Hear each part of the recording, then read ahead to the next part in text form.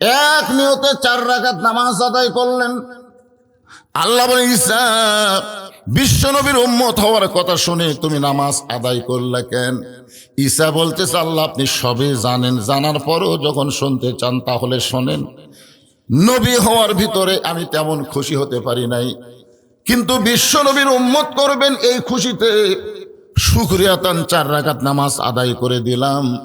এখান থেকে প্রমাণ হয়ে গেল, একজন নবী আমাদের নবীর উম্মত হওয়ার কারণে যদি খুশি হয়, আর আল্লাহ আমাদেরকে সেই নবীর উম্মত হিসাবে কবুল করেছে, খুশি না বেজার?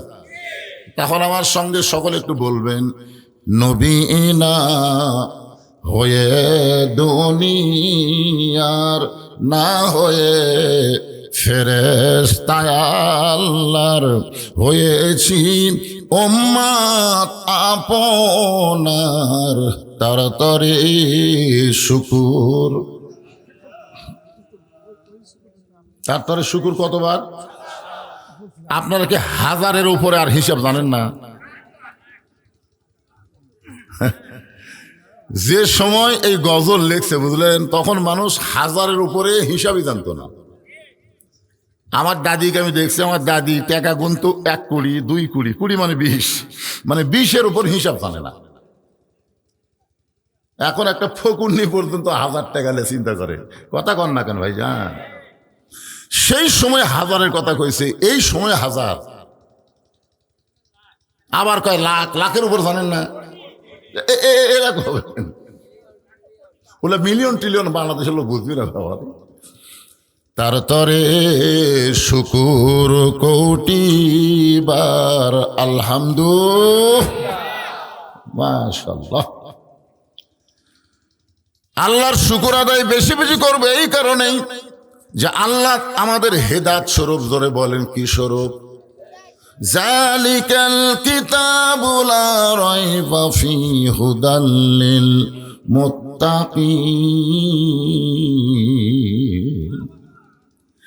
এই কিতাবের মধ্যে কোনো সন্দেহ, এই কিতাব সবার জন্য পাইকারি হারে হেদায়েত না, সবার জন্য না।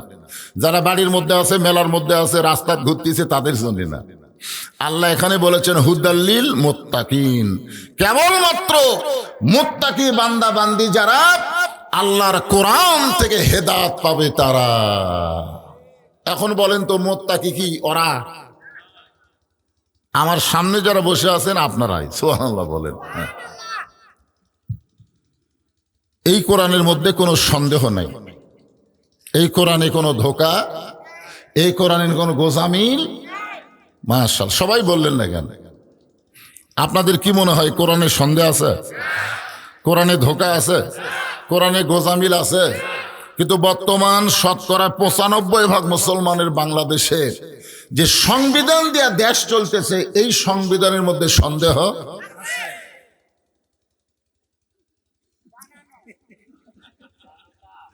যাকবারে তোর দিয়ে কি পুরস্কার হবে আল্লাহ। যে মায়ের পেট থেকে বাড়াছে বুঝলেন, এটা হলো ডাকের মাও, 1 নম্বর মাও, সুবহানাল্লাহ। কারণ মা যদি ভালো হয়, সন্তান আল্লাহর ওলি হয়ে যায়। একের সামনে বসে কেউ বলার আগে উনি বলতেছে, হয়তো আজ পর্যন্ত জীবনে কোরআনে হাত দিয়ে ধরেনি, ধরে কোন কথা ঠিক না? তারপরে কি বিশ্বাস! আরে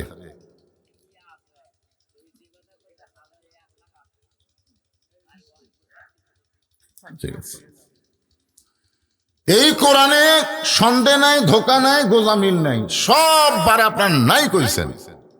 আর শতকরা 100 জন মানুষের মধ্যে 95% মুসলমান বাংলাদেশে। আর সেই বাংলাদেশ চলতেছে মানুষের তৈরি সংবিধান দিয়ে। এখন বলেন এই সংবিধানে সন্দেহ, গোজামিল, ধোঁকা, তাহলে আপনি একজন মুসলমান হয়ে সন্দেহ, ধোঁকা, গোজামিল নিয়ে চলবেন কেন? এই জন্য মুসলমানেরা আগামী 12 তারিখে মানুষের সংবিধানকে কবর দিয়া আল্লাহর কোরআনকে সংবিধান হিসাবে সংসদে নিয়ে যাওয়া লাগবে। ধরে কোন কথা ঠিক কিনা? কারা কারা রাজি? 2 হাত তুলে আবার আল্লাহকে দেখা।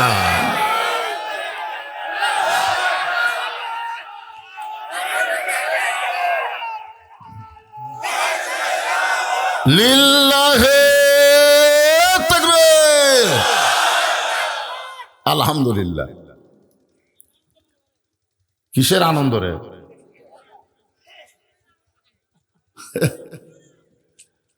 সুবহানাল্লাহ। এখন সেই কোরআন থেকে 114টা সূরার মধ্যে একটা সূরা আছে, নাম হলো সূরা মুলক। যারা বলে নাম কি? মুলক। অনেকে বলে কোরআনে নাকি রাজনীতি নাই, ইসলামে নাকি রাজনীতি নাই। দিনাজপুরের এক মাহফিলে আমি ওয়াজ শুরু করতে, সভাপতি সাহেব হলো হাজি মানুষ, উনি আমাকে বললেন, হুজুর এখনকার বক্তারা ওয়াজে আসায় খালি রাজনীতি শুরু করে, আপনি যেন রাজনীতি কোনো কথা বলবেন না। এই কথা সভাপতি আমাকে বলে দিল। আমি ওয়াজে উঠাই বললাম, সভাপতি সাহেব আমি না হয় দিনাজপুরের ওয়াজ করবার এসে রাজনীতি করি, কিন্তু আপনি যে মক্কার যায় রাজনীতি করলেন, আপনি যে হজ করবার যা রাজনীতি করলেন, সেটা কি হলো? হাজি সাহেব বলতেছে, না হুজুর আমি তো কোনো রাজনীতি করিনি। যদি না করে থাকেন তাহলে আপনার হজই হয়নি। সেই গরম হয়ে গেছে যে আমার হজ হয়নি কেমনে কন। আমি কইলাম, হাজি সাহেব আপনার কি মনে আছে আপনি আল্লাহর কাবা ঘর সামনে নিয়ে একটা তলবিয়ে পড়েছেন, লব্বাইক আল্লাহুম্মা লব্বাইক লব্বাইক লা শারিকা লাকা লব্বাইক ইন্নাল হামদা ওয়ান নিমাতা লাকা ওয়াল মুলক লা শারিকা লাক। আপনি বলেন তো হাজি সাহেব, লাকা ওয়াল মুলক লা শারিকা লাকের অর্থ কি? তখন বলতে যে হুজুর সবাই কয় আমিও খুশি। আমি বলি, হাজি সাহেব ওই শব্দের অর্থ হলো রাজত্বের ভিতরে, রাজনীতির ভিতরে একমাত্র আল্লাহ ছাড়া আমি অন্য কাউকে স্বীকার করি না। আপনি হজ করার আগে মানুষের দল করতে পারেন, কিন্তু হজ করার পরে আর কোনো মানুষের দল করা যাবে না, একমাত্র দল করতে হবে কার? আরো জোরে বলেন। এখন বলেন, হজের মধ্যেও রাজনীতি, নামাজের মধ্যে নাই। এখন কোরআনের সূরা মুলকের দুটো আয়াত আপনাদের সামনে আজকে আলোচনা করার নিয়ত করেছি। সবাই একটু মনোযোগ দিয়ে শুনবেন। আমাদের বাংলাদেশে গ্রাম অঞ্চলে একটা গল্প চলতেছে। আমাদের 5 পীরের চাষতলে বসে 4-5 জন গল্প করতেছে। আগে আওয়ামী লীগ ক্ষমতায় ছিল, আগামীতে বিএনপি ক্ষমতা আসতেছে, বুঝছেন? এই গল্প করতেছে। এটা শুনে আমি 3 বার বলছি নাউজুবিল্লাহ নাউজুবিল্লাহ নাউজুবিল্লাহ। যেই 3 বার নাউজুবিল্লাহ কইছি, 4-5 জন আমাকে ধরে কয়, হুজুর আপনি কি বিশ্বাস করেন না? আমি বললাম না। আমাকে একজন বলতেছে আওয়ামী লীগ ক্ষমতায় ছিল, এটাও বিশ্বাস করেন না? এলো না। হুজুর আপনি আওয়ামী লীগ ক্ষমতায় ছিল, বিশ্বাস করেন না? না। বিএনপি ক্ষমতায় আসতেছে, এটাও বিশ্বাস করেন না? তাহলে আপনি কি বিশ্বাস করেন? আমি তখন বললাম, আমার বিশ্বাস হলো কোন দল ক্ষমতায় ছিল না, সব সময় যিনি ক্ষমতায়, তিনি হলেন আমার আল্লাহ। ওয়াহু আলা কুল্লি শাইইন কদির। প্রত্যেকটা বিষয়ের উপরে একমাত্র ক্ষমতাকার। আমি বললাম, পাগল, আওয়ামী লীগ যদি ক্ষমতাতেই থাকবে তাহলে 24 সালের 5ই আগস্ট পলালো কেন? এখন আগামীতে কেউ যদি ক্ষমতার চেয়ারে পাবার চায়, আল্লাহ যারে দিবে সেই পাবে। গাদ্দারি করলে আল্লাহ তার ন্যাংটা করে নামাই দিবে। জোরে কোন কথা ঠিক কি না? কারণ সমস্ত ক্ষমতার মালিককে। এই জন্যে খুব খেয়াল করবেন, মুখে যা আসে তা বলবেন না। 2 কান্দত কিন্তু 2টা ফেরেশতা খালি লেখার জন্য আল্লাহ সেট করছে। চা খায় আর গল্প করে। তাবারাকাল্লাযী বিয়াদিহিল মুলক। গোটা পৃথিবীর রাজত্ব, কর্তৃত্ব, মালিকানা একমাত্র কার হাতে? ওয়াহু আলা কুল্লি শাইইন কদির। সমস্ত বিষয়ের উপরে একমাত্র ক্ষমতাকার। আরো জোরে, জোরসে বলুন। জোর হলো না, আরো জোরে। সবচাইতে বড় জিকির, উত্তম জিকির কি মনে করতেছেন? আহারে, আল্লাযী খালাকাল মাউতা ওয়াল হায়াতা লিয়াবলুয়াকুম আইয়ুকুম আহসানু আমালান ওয়া হুয়াল আজিজুল গফুর। আচ্ছা, এত মানুষের মধ্যে আপনারা কেউ কি এখানে দাঁড়িয়ে বলতে পারবেন যে হুজুর আমার বাড়ি সিহিপুরের সবচাইতে কাছে, মানে এই মাহফিল থেকে আমার বাড়ি সবচাইতে কাছে, আমি বাড়িতে যাবার পারবই? এটা উঠলো কেন, যাবি নাকি? না না, এরকম সাহস করে একজন বলেন হুজুর যে আমার বাড়ির সবচাইতে নিকটে, আমি বাড়িতে যাবার পারবই। এই সামান্য কথা যদি বলার সাহস না থাকে তাহলে এত মশাল মারতেছেন কেন? হ্যাঁ, এইটুকুই আপনি বলবার পারতেছেন না যে আল্লাহ যদি নিয়ে যায় তাহলে বাড়িতে যাব, তাছাড়া আমার ইচ্ছায় আমার শক্তিতে আমি বাড়িতে যাবার পারবো না। এই জন্য আল্লাহ বলতেছেন খলাকাল মাউতা ওয়াল হায়াত, মৃত্যু এবং হায়াতকে সৃষ্টি করেছেন কে? লিয়াবলুয়াকুম, তোমাদেরকে পরীক্ষা করা হবে, আইয়ুকুম আহসানু আমালা। পরীক্ষার সাবজেক্ট হলো সুন্দর আমল। এখন সুন্দর আমল যদি আমরা করতে চাই, আপনারা বলেন তো সব পরিবেশে করা যাবে? যে মসজিদে আমি এতক্ষণ ছিলাম, আপনার বলেন তো এই শিবপুরের মধ্যে সবচাইতে দামি জায়গা, ভালো জায়গার নাম কি? আরো জোরে। মসজিদ। আপনি নিয়ত করেছেন আমি মসজিদে সামনে কাতারে জোহরের নামাজ আদায় করব। এই নিয়ত করছেন, কিন্তু আপনার বাড়ি থেকে মসজিদ হলো 200 গজ দূরে। কয়শো গজ? আপনি যে নিয়ত করছেন, নিয়ত কি খারাপ? কিন্তু অজু করে মসজিদ দিকে যখন রওনা দিচ্ছেন, এই 200 গজের মধ্যে 2টা বেপর্দা নারী আপনার 2 চোখত পড়িছে। আপনি ফালাবার চাননি, পড়িছে। মোটর সাইকেল চালাতে গিয়ে চোখের মধ্যে মশা ফালাবার চাই, পোকা কি ফালাবার চাই, কিন্তু হঠাৎ পড়ে। তা আপনার চোখের মধ্যে মশা মাছি পড়লে আপনি কি করেন? মোটর সাইকেল ব্রেক করে একজনকে বলেন ভাই দেখো তো কি আছে, বা নিজে চেষ্টা করেন। কিন্তু 2টা বেপর্দা নারী যদি আপনার 2 চোখত পড়ে, আপনি যদি কাউকে বলেন দেখো তো ভাই অমুকের বেপর্দা 2 বউ আমার 2 চোখত পড়ছে রে, তখন বলবে ভাই রে তোর চোখত পড়িছে, আমরা তো দেখতে পাচ্ছি না। তোলার কোনো উপায় আছে? কারণ চোখত পড়া মাত্রই ওই 2 বেপর্দা আপনার এই জায়গাতে একটা মেমোরি আছে, তোর এখন কি আছে, এই মেমোরির মধ্যে সেট হয়ে গেছে। এখন আপনি সামনে কাতারে গিয়ে নামাজের নিয়ত করতে গিয়ে বলতেছেন ইলা জিহাতিল কাবাতি শরীফাত, আল্লাহু আকবার। মুখ আছে কাবার দিকে, চোখ আছে সেজদার দিকে, আর মন খালি বলতেছে রাস্তা কি দেখলাম রে। আপনার বলেন নামাজ হবে? কেন হবে না? মসজিদ তো ভালো, আপনার বাড়ি ভালো, মসজিদ ভালো, কিন্তু রাস্তাটা বেপর্দা নারীর দখলে চলে গেল। এখন বেপর্দা নারী থেকে যদি আমরা বাঁচতে চাই, বর্তমান সরকারের আইন দিয়ে হবে না, আমার আল্লাহর কোরআনের আইন চালু করতে হবে। জোরে কোন কথা ঠিক কি না? অকরনা ফি বুয়ুতিকুন্না ওয়ালা তাবাররাজনা তাবাররুজাল জাহিলিয়াতিল উলা।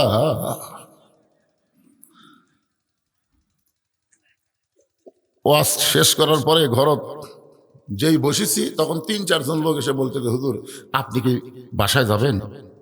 আমি বললাম হ্যাঁ যাবো ভাই। যে তোমাকে এখান থেকে গোবিন্দগঞ্জ যাওয়ার রাস্তা কয়টা?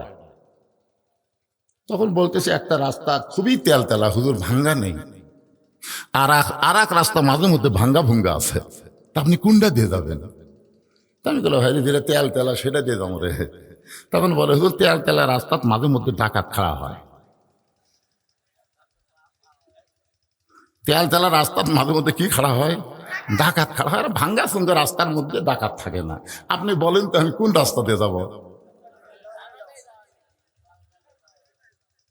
তার মানে বোঝা গেল রাস্তা তেলতেলা হয়ে লাভ নাই। নিরাপদ রাস্তা যদি আমরা চাই তাহলে আল্লাহর কোরআনের আইন চালু করার দরকার আছে না নাই? দরকার আছে না নাই?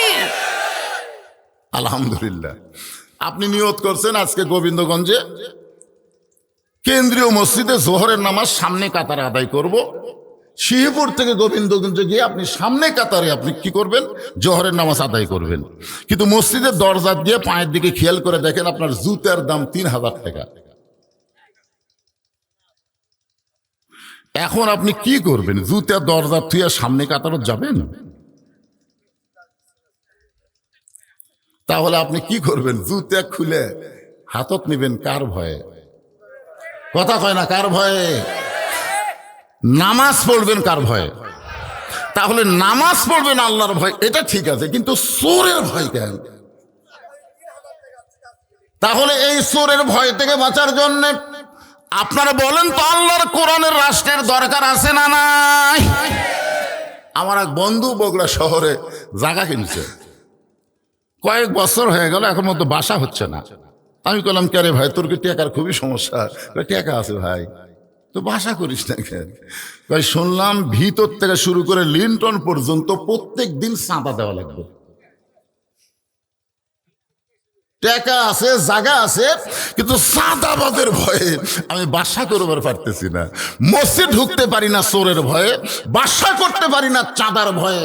আপনারা বলেন, চোর, চাঁদাবাজ, দুর্নীতিবাজ, এদের হাত থেকে বাঁচতে গেলে আল্লাহর কোরআনের রাষ্ট্রের দরকার আছে না নাই? হ্যাঁ, খুব খেয়াল করবেন। লিয়াবলুয়াকুম আইয়ুকুম আহসানু আমালা। সুন্দর আমলে আল্লাহ পরীক্ষা করবেন। এই সুন্দর আমল যদি আমরা করতে চাই, সুন্দর একটা পরিবেশ লাগবে। সুন্দর একটা পরিবেশ যদি তৈরি করতে চাই, সুন্দর একটা সমাজ লাগবে। সুন্দর একটা সমাজ যদি তৈরি করতে চাই, সুন্দর একটা রাষ্ট্র লাগবে। আর সুন্দর রাষ্ট্র বাংলাদেশ যদি তৈরি করতে চাই, তাহলে মানুষের সংবিধান দেওয়া হবে না, আমার আল্লাহর কোরআন লাগবে। ধরে বলেন ঠিক কিনা? এখন বলেন তো, এই কোরআনটা আসলেই কেমন? না খালি ভালো মুখ দেখলে হবে না। কোরআন ভালো আবু জেহেলও পছন্দ। সারা রাত দাঁড়া দাঁড়া নবীর কোরআন তেলাওয়াত শুনতে, সারা রাত। সকালবেলাকে মিটিং এর মধ্যে বলতেছে, এত সুন্দর কোরআনের বাণী, রাতটা কোন দিক দিয়ে গেল আমি বুঝবারই পারিনি। মানে সারা রাত কোরআন শরীফ তেলাওয়াত শুনছে, বুঝবারই পারেনি। তা আবু সুফিয়ান বলতেছে, নেতা, যেই কোরআন শুনতে সারা রাত চলে গেল, কোন দিক দিয়ে যায় বোঝা যায় না, সেই কোরআন ধরলে অসুবিধা কি? মানে শুনলেই যদি এত মজা হয়, তাহলে এটা ধরার দরকার আছে না নাই? আবু জেহেল বলতেছে, আবু সুফিয়ান, এ কোরআন যদি ধরি, তাহলে আমার মতো মানুষের ভুয়া নেতৃত্ব চলবি না। আজও বাংলাদেশে আবু জেহেলের মতন যারা ভুয়া নেতৃত্ব দিবার চায়, তারাই কোরআনকে বাইপাস করে মানুষের তৈরি সমাজ ও রাষ্ট্র করতে চায়। জোরে গান, কথা ঠিক কিনা? কথা বলে। আল্লাহর কোরআন আসলে কি? এই কোরআন শুধু মুখে ভালো বললে হবে না, এই কোরআন বাস্তবে আমাদের বাংলার জমিনে একটা বারের জন্য হলেও দেখা লাগবে। জোরে গান, কথা ঠিক কিনা? আমরা এই মুহূর্তে সবাই বলবো, সব দেখা হলো শেষ, আগামীতে দেখব আল্লাহর কোরআনের বাংলাদেশ। শুনবো না দেখব? শুনবেন? এই দেখা কথাটা বলেন তো, শুনলেন তো বহুদিন। আল্লামা সাইদি হুজুর 50 বছর শুনালো।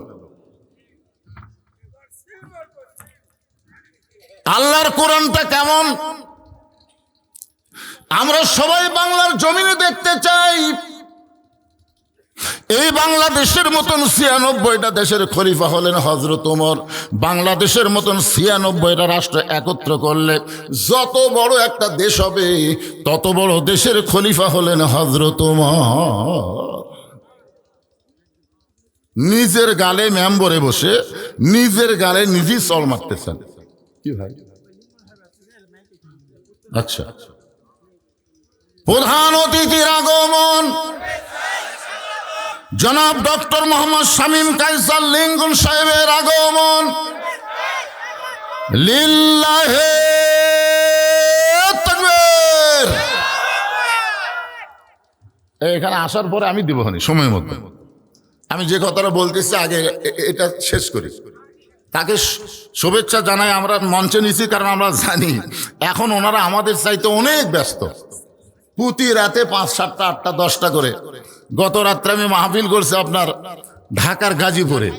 ওখানকার এক নেতা বলল, হুজুর এ পর্যন্ত 60টা পাড়ি দিয়ে আপনার মাহফিল আসলাম, এটা শেষ করে আরো 3টার যাওয়া লাগবে। এতদিন খালি আমরা বক্তারা মানুষের দুর্নাম পাচ্ছি, হুজুরা দিনে ওয়াজ করে, রাতে ওয়াজ করে, সন্ধ্যায় করে, হাই রে হুজুরকে টেকার লোভ রে। এখন খালি বক্তারা বেশি ওয়াজ করতেছে না, অতিথিরা অনেক আমাদের চাইতে 3 গুণ বেশি মাহফিলে যাচ্ছে। কথা কর না কেন ভাই যান? হ্যাঁ, এই জন্য। এই বাবা বসো। তো কি কথা বলতেছিলাম? মসজিদের মেম্বরে বসে নিজের গালে নিজে চড় মারতেছেন। ডান হাতে ডান গালে চড় মারে, বাম হাতে বাম গালে চড় মারে। এই ডান হাতে ডান গালে চড় মারে, বাম হাতে। এমন সময় ওসমান গনি এসে বলতেছে, আমির আল মুমিনিন, আপনি কি পাগল হয়ে গেলেন? নিজের গালে নিজে চড় মারতেছেন। ওমর ফারুক বলে, ওসমান, এই মসজিদের মেম্বরে বসে অর্ধ জাহানের দায়িত্ব পেয়ে, মসজিদের মেম্বরে বসে অর্ধ জাহানের দায়িত্ব পেয়ে আমি আমার অতীতের কথা মনে করতেছি। আপনার বলেন তো, প্রত্যেকটা মানুষের 3টা কাল আছে না নাই? একটা অতীতকাল, একটা বর্তমান কাল, একটা ভবিষ্যৎ কাল। আমরা কিন্তু অতীতকালও ভুলে যাই, ভবিষ্যতের চিন্তা নাই, বর্তমানে কি হনুরে। হাসিনা যদি ভবিষ্যতের চিন্তা করত তাহলে এইভাবে হাসিনা বলার লাগতো না। জোরে কোন কথা কন না কেন? ভবিষ্যতের চিন্তা করেনি। এখানে যারা বসে আছেন, আমাদের অতীত নাই। অতীতকে একটাবার খেয়াল করেন তো। আমি অতীতে সাইকেল নেওয়াজ করছি, তারপরে মোটর সাইকেল কিনছি, জনগণ ঠেলা না দিলে চালু হচ্ছিল না। তারপর একটা ভাঙ্গা গাড়ি, তারপর আবার সাঙ্গা গাড়ি। এক সময় রাস্তায় দাঁড়িয়ে দাঁড়িয়ে টুপিওয়ালা দাড়িওয়ালা মানুষ দেখলেই বলতাম, ভাই আপনাদের গ্রামের মাহফিল হয়েছে? হচ্ছে না, হয়নি এখন, আমাকে একটু দাওয়াত দেন ভাই, আমি ওয়াজ করে ফেরি। জনগণ আপনার ওয়াজ শুনিনি, কেমনে দাওয়াত দিই? এক সময় রাস্তায় দাঁড়িয়ে দাঁড়িয়ে আমি দাওয়াত নিতাম, আর এখন দাওয়াতের লোক গেলে আমি লুকে থেকে সিসি ক্যামেরা দেখি, ওরা চলে গেলে আমি চোরের মতন নামি। তাহলে আমার বর্তমানে কি হুনুরে, আমার ভবিষ্যৎ কি? আমার ভবিষ্যৎ হলো আমার মসজিদের খাটনি। আমার বাড়ির আঙ্গিনা আসবে, বড়ই পাতার গরম পানি দিয়ে আমার গোসল করায়, সাদা কাফনের কাপড় দিয়ে আমাকে চকলেটের মতন মুড়াই ফেলবে। জোরে কোন কথা ঠিক কিনা? ওমর ফারুক বলে, ওসমান, অর্ধজাহানের খলিফা হওয়ার পরে এই মেম্বরে বসে আমার অতীতের কথা বারবার মনে হচ্ছে, অতীতের কথা। এখন আমাদের সকলের অতীত চলে গেছে, বর্তমান চলতেছে, ভবিষ্যৎ আসতেছে। এখান থেকে আমি আবার আপনাদের সামনে ধরব, অতীত চলে গেছে, বর্তমান চলতেছে, ভবিষ্যৎ আসতেছে। আজকের বিষয় হলো আহসানু আমালা, সুন্দর আমল। বিষয়টার নাম কি? লিয়াবলুয়াকুম আইয়ুকুম আহসানু আমালা। আমি এখানে আমার আলোচনা কিছু সময়ের জন্য বন্ধ রেখে আজকের মাহফিলের সম্মানিত প্রধান অতিথি, তাকে মাইকটা দিয়ে দিলাম। তিনি তার শুভেচ্ছা বক্তব্য দেওয়ার পর ইনশাল্লাহ আবার এখান থেকে আলোচনা শুরু হবে আলহামদুলিল্লাহ। আমি বলে সকলে একটু মহব্বতে আবার একটু জিকির করেন, লা ইলাহা ইল্লাল্লাহ, লা ইলাহা। পিছনে যারা দাঁড়িয়ে আছেন আপনি একটু বসেন, বসেন, বসেন। জায়গা নাই? জায়গা আছে। বাংলাদেশে জায়গা নাই এ কথা বলার সুযোগ নাই।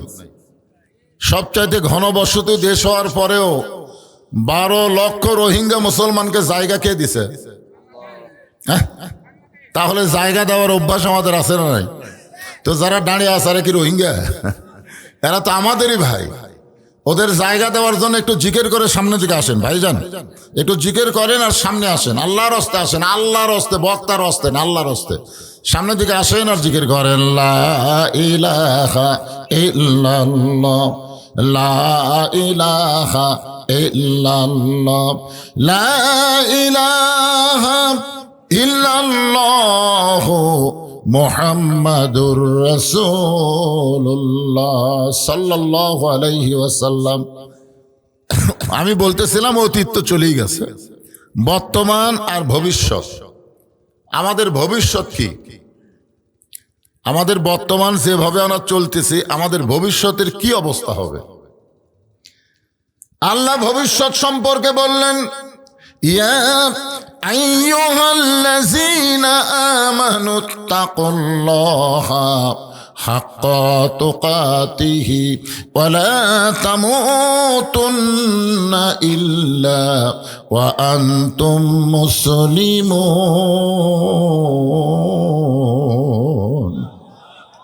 মুসলমান না হয়ে তোমরা কেউ মরো না। তাহলে বর্তমানে আমরা জীবিত আছি, ভবিষ্যৎ আমাদের মৃত্যু, জোরে কোন ঠিক কিনা? কিন্তু আজকের আয়াতে আল্লাহ কিন্তু আগেই মৃত্যুর কথা বলেছেন, খলাকাল মাউতা ওয়াল হায়াতা। খুব খেয়াল করবেন। ওসমান গনি বললেন, ইয়া আমিরাল মুমিনিন, আপনার অতীতের খবর কি? যেই কথা মনে করে নিজের গালে নিজে চড় মারতেছেন। ওমর ফারুক বলে, ওসমান, অতীতে আমি খালার বাড়িতে রাখালি করতাম। খালার বাড়িতে কি করতাম? ছাগল চড়াতাম, ছাগল। সন্ধ্যার সময় ছাগলগুলো ফেরত নিয়ে আসলে খালা বলতো, ওমর কয়টা নিয়ে গেলে, কয়টা ফেরত আনলে? আমি ছাগলের পালগুনের দিকে 2-4টা কম।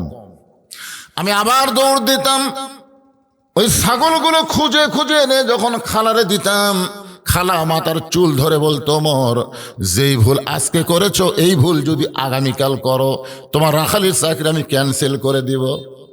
আমি খালার পা ধরে বলতাম, খালা আমার রাখালির চাকরি ক্যান্সেল করে দিলে আমি কোথায় থাকবো, খাবো কি? যে ওমর একদিন রাখালের চাকরি রক্ষা করার জন্য খালার পা ধরে কেঁদেছে, আজকে সেই ওমরকে আল্লাহ অর্ধ জাহানের খলিফা বানাইছে। এটা ওমরের যোগ্যতাই নয়, এটা কেবলমাত্র আল্লাহর কোরআনের ওসিলায়। এখন আপনারা বলেন, এই কোরআনের পাওয়ার আছে না নাই? এখন আছে না নাই? কিন্তু আমাদের বর্তমান বাংলাদেশে বর্তমানে কোরআনের অবস্থা কেমন? বর্তমানে কোরআনের পাওয়ার কি দেখতেছেন? পাওয়ার দেখতে পাচ্ছেন? হ্যাঁ, এই কোরআন যখন আমরা বাস্তবে গ্রহণ করব, তখন কোরআনটা আসলে কি? আমার অসংখ্য মা বোনের এসেছেন ওয়াজ শুনতে, তাদেরকে লক্ষ্য রেখে আমি বলতেছি, এতে আমাদেরও কথা আছে। ছদ্মবেশে হযরত ওমর মদিনার অলিগলি ঘুরতেছে, হঠাৎ দেখতে পায় 2 পাহাড়ের মাঝখানে একটা গিরিপথ, শুধুমাত্র আল্লাহর কোরআনকে দেখার জন্য। ধরে এখন সুবহানাল্লাহ। কে ঘুরতেছে? যে কোরআন দিয়ে রাষ্ট্র চলতেছে। এই কোরআনের অবস্থাটা বর্তমানে কি? আর আমাদের বাংলাদেশে মানুষের তৈরি সংবিধান দিয়ে বাংলাদেশ চলতেছে। এই বর্তমানে বাংলাদেশে আমাদের ঈমান আমলের অবস্থা কি? কি কন? আপনাকে এই গ্রামে আল্লাহর কতটুকু? বহু লোককে জিজ্ঞেস করা হয়েছে, ভাই এইদিকে যা দেখতেছেন,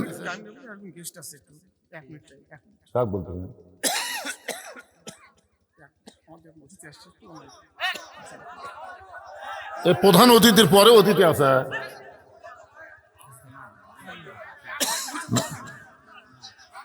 না না, শোনেন, হইচই করবেন কেন? আমারে এই 42 বছর ওয়াজের বয়সে প্রধান অতিথির পরে যে অতিথি থাকে, কি গোবিন্দগঞ্জ দিলেন ভাইজান, খালি সালামটা দেন। কে সেরা? কে? কোন ভাই? খালি সালাম দেখ, এই হইচই করবেন না।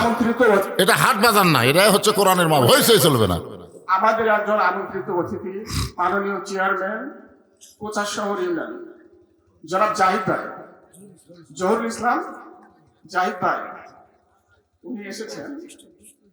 তাকে মঞ্চে আসার জন্য একটু অনুরোধ করছি। তার সঙ্গে ডিউক চৌধুরী আছেন, রাখালগঞ্জের চেয়ারম্যান, রাখালগঞ্জের union chairman Hasanur Rahman Chowdhury Duke.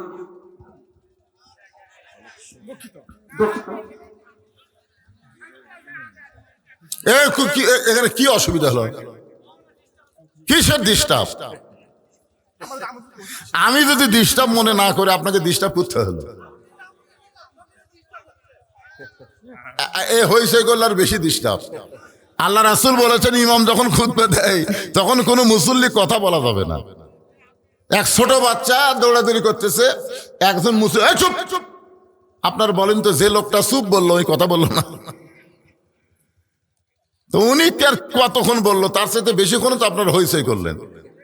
আসেন, যে কথাটা বলতেছিলাম, হযরত ওমর শুধুমাত্র আল্লাহর কোরআনকে দেখার জন্য ছদ্মবেশে মদিনার অলি গলি ঘুরতেছেন। হঠাৎ হযরত ওমর দেখতে পায় 2 পাহাড়ের মাঝখানে একটা গিরিপথ। ওই গিরিপথের ভিতরে একটা সুন্দরী মেয়ে ধীর গতিতে হেঁটে হেঁটে চলতেছে। মেয়েটার সামনেও কোনো মানুষ নাই, পিছনেও কোনো মানুষ নাই। মেয়েটা ধীর গতিতে হেঁটে হেঁটে চলতেছে। ওমর ফারুক মেয়েটার দিকে তাকায়া আল্লাহর শুকরিয়া আদায় করলে।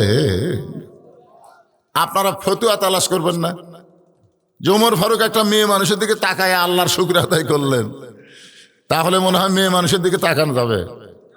আল্লাহর কোরআন দিয়ে যখন রাষ্ট্র চলবে তখন প্রত্যেকটা মেয়ে মানুষের দিকে তাকাইলেও আপনার কোনো পাপ হবে না, কারণ মেয়ে মানুষেরা আল্লাহর কোরআনের পর্দার আইন এমন ভাবে গ্রহণ করবে আপনি দেখবার চাইলেও দেখতে পারবেন না।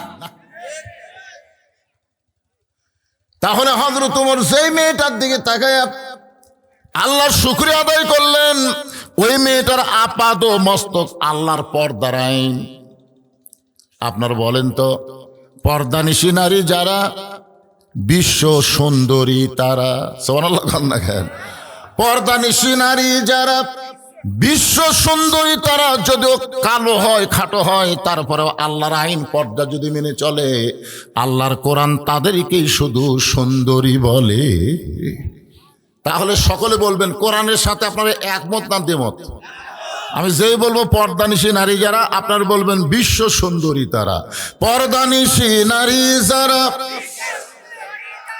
আর যেই বলবো বেপর্দা নারী যারা, আপনারা বলবেন বিশ্ব বেহায়া তারা। বেপর্দা নারী যারা, আমার মা বোনেরা যারা পর্দার অন্তরালে বসে বসে ওয়াজ শুনতেছেন, শুধু ওয়াজ শোনার সময় পর্দা মানলে হবে না, বাস্তব জীবনে পর্দার ভিতরে থাকতে হবে। এই হুকুম কার? ওমর ফারুক মেয়েটার নিকটে গিয়ে বললেন, মা, এই নির্জন পথে তুমি একা একা চলতেছ, তোমার সামনেও কোনো মানুষ নাই, পিছনেও কোনো মানুষ নাই, তোমার অন্তরে কি কোনো ভয় ডর লাগতেছে না? মেয়েটা বলে, পথিক, তুমি কি হযরত ওমরকে চিনো? সোনালো বলেন। মেয়েটা হযরত ওমরকেই বলতেছে, পথিক, তুমি কি হযরত ওমরকে চিনো? যদি হযরত ওমরকে চিনতা তাহলে এরকম বেসাইজা কথা বলতা না। আল্লাহর কোরআন দিয়ে যখন রাষ্ট্র চলবে, পৃথিবীর এক প্রান্ত থেকে আর এক প্রান্তে একটা মহিলা যাবে, ওই মহিলার কলিজায় কেবলমাত্র আল্লাহ ছাড়া অন্য কারো ভয় থাকবে না। তাহলে মসজিদে ৩,০০০ টাকার জুতা নিয়ে গেলে মসজিদ ঢোকার সময় কার ভয়? জোরে বলেন, কার ভয়? আপনি শহরের মধ্যে একটা বাসা করবেন, ভিত দিবার পারতেছেন না, কার ভয়ে? সাদাবাদের ভয়ে। আমি রাত্রেবেলা যখন ওয়াজ করে বাড়ি যাব, তেলতেলা রাস্তা দিয়ে যাবার পারতেছি না, ভাঙ্গা রাস্তা দিয়ে যাচ্ছি, কার ভয়ে? জোরে বলেন, কার ভয়? এখন চিন্তা করেন, এই সমস্ত ভয় মুসলমানের করার তো জায়েজ নয়। আল্লাহ বলতেছেন, আত্তাকুল্লাহ, ভয় করতে হবে একমাত্র কার? শুধু ভয় করলে হবে না, হাক্কা তুকাতিহি, যথাযথ ভয় করা লাগবে। ওমর ফারুক বললেন, মা, তোমার কথা শুনে আমি বড় খুশি হয়ে গেলাম, কিন্তু তুমি যে ধীর গতিতে চলতেছো, তোমার চলা দেখে মনে হচ্ছে তুমি একজন দুঃখী নারী। তুমি একজন দুঃখী নারী, এভাবে ধীর গতিতে কেন চলতেছো? মেয়েটা বলে, পথিক, সত্যি আমি একজন দুঃখী নারী। আজকে 6 দিন হলে হযরত ওমরকে আমি খুঁজে বেড়াই। আমি আসলে একজন দুঃখী নারী, আজকে 6 দিন হলে হযরত ওমরকে আমি খুঁজে বেড়াই। ওমর ফারুক বললেন, মা, তুমি কি পাগলি টাগলি নাকি? ওমরকে যদি পাওয়ার চাও তাহলে সংসদ ভবনে যাও, গণভবনে যাও, রাষ্ট্রীয় ভবনে যাও। ওমর হচ্ছে অর্ধজাহানের খলিফা, সেই ওমরকে তুমি 2 পাহাড়ের মাঝখানে খুঁজতেছো, ওমর কি উঠ দুম্বা? মেয়েটা বলে, পথিক, তুমি জানো না, আল্লাহর কোরআন দিয়ে যখন রাষ্ট্র চলবে তখন নেতা খোঁজা লাগবে না, নেতারাই দুঃখী মানুষকে খুঁজে বেড়াবে। ধরে কোন কথা ঠিক কি না? আপনি জানেন হযরত ওমর যখন সাহাবী ছিল তখন কত গরম ছিল? রাস্তা দিয়ে গেলে শয়তান ভয়ে কয়দিন যায়নি? জোরে কোন কয়দিন? সেই ওমর যখন মদিনার খলিফা হলো, দায়িত্ব যখন পেল, তখন কত নরম হলো সেটা জানেন আপনারা? আমাদের বাংলাদেশে ভোটের আগে নেতারা নরম হয়, আর ভোট পাইলে যা গরম হয়। জোরে কোন কথা ঠিক না? আমার এলাকার এক নেতা গাড়ি থামাইছে, গাড়ি থামে নেতা নিজেই নামে ফকিরক সালাম দিয়েছে। ফকির খালি চারিদিকে তাকায়, বলে কাক সালাম দিলে বাবা, কাক দিলে? হ্যাঁ আপনাকে দিলাম চাচা। বলে আমি ভিক্ষা করে খাই। বলে ভোটের আগে আপনিও যা আমিও তাই। আই রে নেতার চরিত্র রে। কিন্তু হযরত ওমর দায়িত্ব পাওয়ার আগে খুবই গরম ছিলেন, কিন্তু যেই দায়িত্ব পাইছে কি কেমন নরম। সামান্য একটা কাহিনী কব। জুমার দিনে হযরত ওমর খুতবা দিচ্ছেন। জুমার দিনে মাঝখান থেকে একজন সাহাবী দাঁড়িয়ে বলতেছে, আমির আল মুমিনিন, আপনার খুতবা আমরা শুনবো না। খুতবা মানে কি? আমার লিঙ্কন ভাই যেটা দিলে এটাই খুতবা, মানে বক্তব্য। আপনার বক্তব্য আমরা শুনবো না। কি যদি মানুষের আইন চলতো তাহলে যে লোকটা বলতে শুনবো না চামচার পিঠে মারতো। ধরে কোন কথা ঠিক কিনা? কিন্তু আইন চলতেছে কার? ওমর ফারুকের চোখ দিয়ে দর দর করে পানি পড়তেছে। ওমর ফারুক বললেন, ভাইজান আমার খুতবা না শোনার পিছনে অপরাধ কি? বলে আপনার অপরাধ হলো আমাদেরকে খাটো পাঞ্জাবি দিয়ে আপনি লম্বা জুব্বা পরে খুতবা দিচ্ছেন। আমাদেরকে বাইতুল মাল থেকে খাটো পাঞ্জাবি দিবেন আর আপনি লম্বা জুব্বা পরে খুতবা দিচ্ছেন। এই জুব্বা কোথায় পাইলেন? যতক্ষণ না বলবেন ততক্ষণ আপনার খুতবা আমরা শুনবো না। আহা, এমন সময় আব্দুল্লাহ ইবনে ওমর ফারুকের ছেলে 30 পারা কোরআনের হাফেজ, সুবহানাল্লাহ কোন। আজকে লিঙ্কন ভাইয়ের কোরআনের আয়াত শুনলে, হাদিস শুনলে অনেকেই ফায়ার কয় নেতা কত সুন্দর কোরআন হাদিস কইল। কিন্তু প্রত্যেকটা নেতাদেরকে মুসলমান যদি হয় তাহলে আল্লাহর কোরআন নবীর হাদিস আগে শিক্ষা করা লাগবে। জোরে কোন কথা ঠিক কিনা? খায়রুকুম মান তাআল্লামাল কোরআন ওয়া আল্লামাহু। ওই ব্যক্তির চাইতে দামি সম্মানে কোনো ব্যক্তি নাই যে ব্যক্তি আল্লাহর কোরআন শিখেছে এবং অপরকে কোরআনের শিক্ষা দেয়। আব্দুল্লাহ ইবনে ওমর অর্ধ জাহানের খলিফার বেটার যোগ্যতা হচ্ছে 30 পারা কোরআনের হাফেজ, 6 লক্ষ হাদিসের হাফেজ। আজকে যদি প্রত্যেকটা নেতার বেটা হাফেজ হতো, বাংলাদেশের প্রাইমারি ভিক্ষা করা চলান লাগতো, হাফিজি মাদ্রাসা সরকারি অনুদান পেত। জোরে কথা কন না কেন? কারণ মাদ্রাসাত কে পড়ে? নেতার বেটারা পড়ে, নেতার বেটা পড়ে, এমপির বেটা পড়ে, মন্ত্রীর বেটা পড়ে। কিন্তু একটা কোরআনে মাদ্রাসাত কোনো নেতার বেটা নাই। সব কয়টা গরিবের সওয়াল ইতিম। সরকার তো তাকায় না, মাঝে মধ্যে নেতা দেয়, কিছু দেয়। গতকাল ডেকানো ঢাকায় একটা মাহফিল করলাম, নেতা 50 জন লোক লিয়াচ্ছে। 50 জন লোক লিয়াচ্ছে, খাইয়া এক খামের মধ্যে টাকা দিছে। মাদ্রাসার হুজুর সেই খান্দন। হুজুর খান্দেন কেন? হুজুর 5000 টাকা দিতে। হুজুর 50 জন খাইয়া 5000 দিছে। জনগণ বুঝলো নেতা খুব দয়া করলো, নেতা দয়া করলো। ওর ভিতরে যদি আল্লাহর কোরআনের আলো থাকতো তাহলে ওই এতিম মাদ্রাসা এরকম ধ্বংস করতো না। কথা কন না কেন? কথা কন না কেন? একটু মনোযোগ দিয়ে শুনবেন। আব্দুল্লাহ ইবনে ওমর চোখের পানি বের করে বলতেছে, রে নবীর সাহাবীরা, আমার বাবার জুব্বা লম্বা দেখে তোমরা খুতবা বন্ধ করে দিলে, কিন্তু আমার দিকে তাকায় দেখো আমার পরনে নতুন কোনো কাপড় নাই। ওসমান গনি বলে, আব্দুল্লাহ আজকে জুমার দিনে সবাই নতুন কাপড় পরেছে, তুমি পুরাতন কাপড় পরলা কেন? আব্দুল্লাহ বলতেছে, আমি যদি আজকে নতুন জামা পরতাম তাহলে আমার বাবার জুব্বা লম্বা হতো না। দুনিয়ার সবাই যখন ঘুমায় থাকে, আমার বাবা তখন ঘুমায় না। আমার বাবা যেদিন থেকে মদিনার খলিফার দায়িত্ব পাইছে, সেদিন আমার বাবার চাইতে নরম কোনো মানুষ আর দুনিয়াতে নাই। সুবহানাল্লাহ কোন না কেন? গভীর রাত্রে হযরত তোমার ভাই যাবেন, অসুবিধা নেই। এই চেয়ারে একজন এসে বসেন ভাই। এখান থেকে আবার আর একটা যাবে, আর একটা যাবে, না গেলেই আবার বেজার হবে, বুঝলেন না? বেকায়দা। তো এই চেয়ারে একজন বসেন। ও আপনি তো বসে আছিলেন, মাশাআল্লাহ। কি বলতেছে মনে আছে আপনাদের? ওই মেয়েটার কিন্তু কাছে হযরত ওমর খাড়া হয়ে আছে, মনে আছে? সেটা ভুলে যান, যায় না। আজকের আলোচনা হচ্ছে আহসান ও আমালা, সুন্দর আমল, লিয়াবলুয়াকুম, সুন্দর আমলের পরীক্ষা হবে। আমার লিঙ্কন ভাই যেটা বললো, আমি তো কলজা ভরে গেল। আমরা বক্তারাই অত বলবার পারি না, তার চাইতে বেশি বলে দিচ্ছে। সুবহানাল্লাহ খান না কেন? আমার ভাই নুতফা থেকে মধ্যা থেকে সূরা 3-এর আল্লাহ তাআলা এই আহসান বলতে গিয়ে 4টা শপথ করছে। অতীন ওয়াজ্জাইতুন ওয়া তুরি সিনিন ওয়া হাযাল বালাদিল আমিন। এরপরে বলতেছেন লাকাদ খলাকনাল ইনসানা ফি আহসানি তাকবীম। আল্লাহু আকবার। আমার লিঙ্কন ভাইয়ের জন্য দোয়া করার দরকার আছে না নাই? বাংলাদেশে এইরকম নেতাই তো আমরা চাই। কি কোন ভাইজান? কোরআনের মাহফিলে সে একটা ভোটের কথা উনি বলছেন যে আমি নির্বাচনে দাঁড়াচ্ছি, আমাকে একটা ভোট দেন, এই কথা বলছেন। উনি আমার ওয়াজ থেকে ওখান থেকে উনি ব্যাখ্যা করে আপনাদের শোনালেন, আপনারা হইচই করেন, এখানে বক্তার কি অসুবিধা? বক্তার ওয়াজ করে টাকা গুনে লে যায় রে পাগলা, আর নেতারা এসে টাকা দিয়া কথা কয়। নেতাকে কথা শুনবেন না?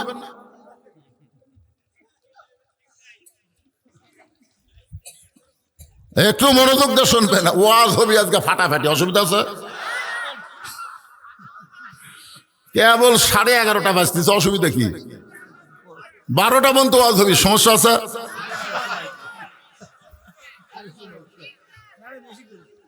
অসুবিধা নেই ভাই, অনেকদিন পর আপনাকে এলাকায় আইছি, আপনাদের অন্তরে কষ্ট দিয়ে আমি এখান থেকে নেমে যাবো না ইনশাল্লাহ। তবে ততক্ষণ পর্যন্ত আজ আমরা শুনবো, যে ওয়াজ শুনলে আবার ফজরের সময় চেতন পাবো না, এটা শুনবো না। মোটামুটি একটা সাইজ মতো কথা হবে ইনশাল্লাহ। কি বলতেছিলাম একটু মনোযোগ দেন।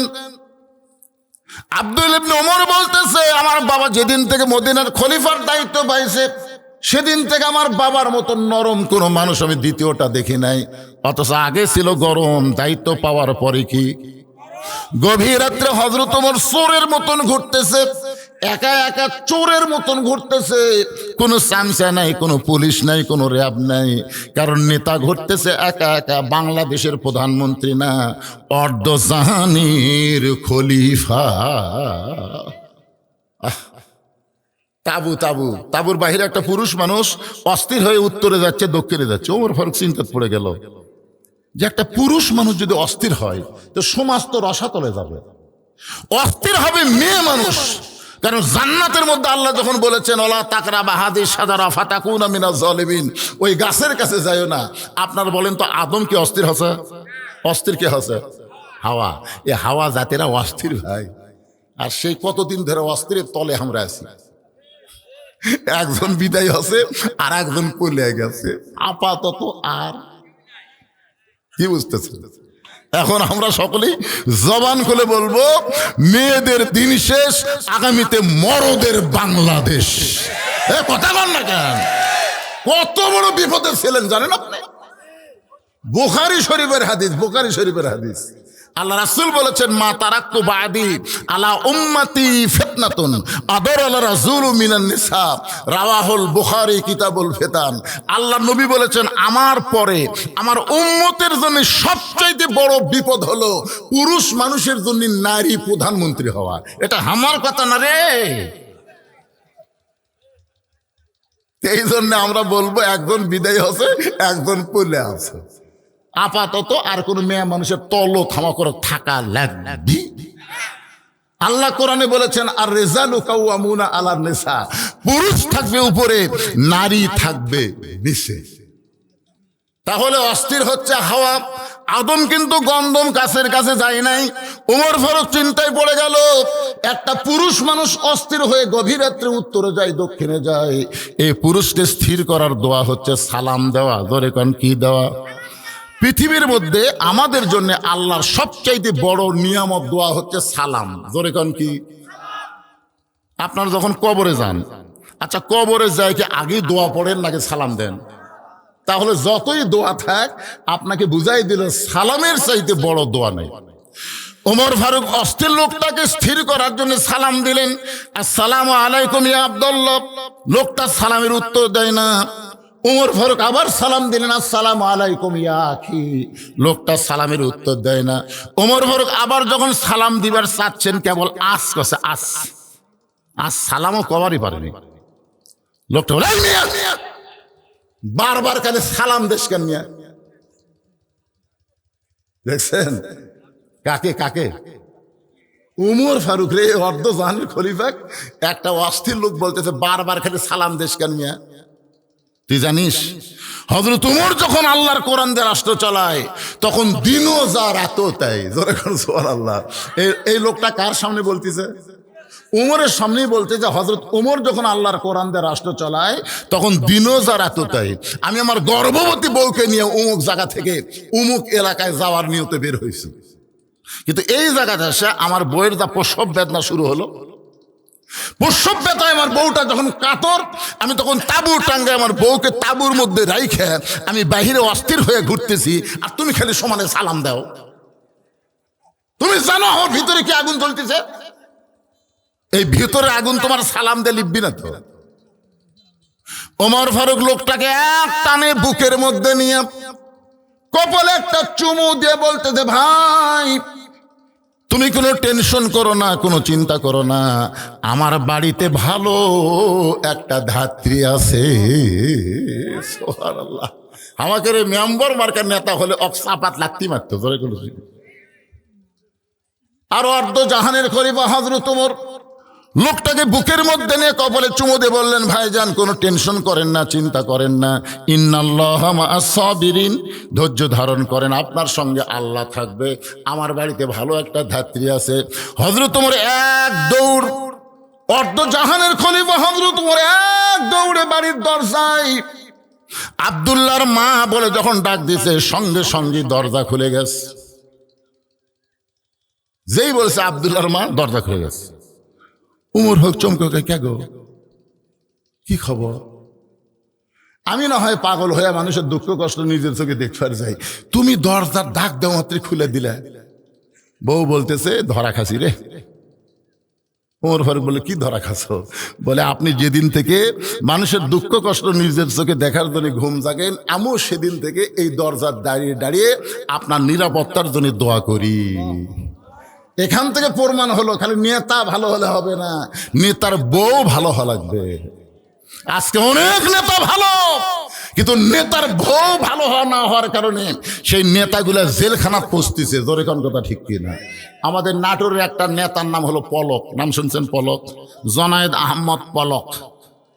ফান্দে পড়িয়া পলক কান্দে রে, এ সবাই কন না কেন?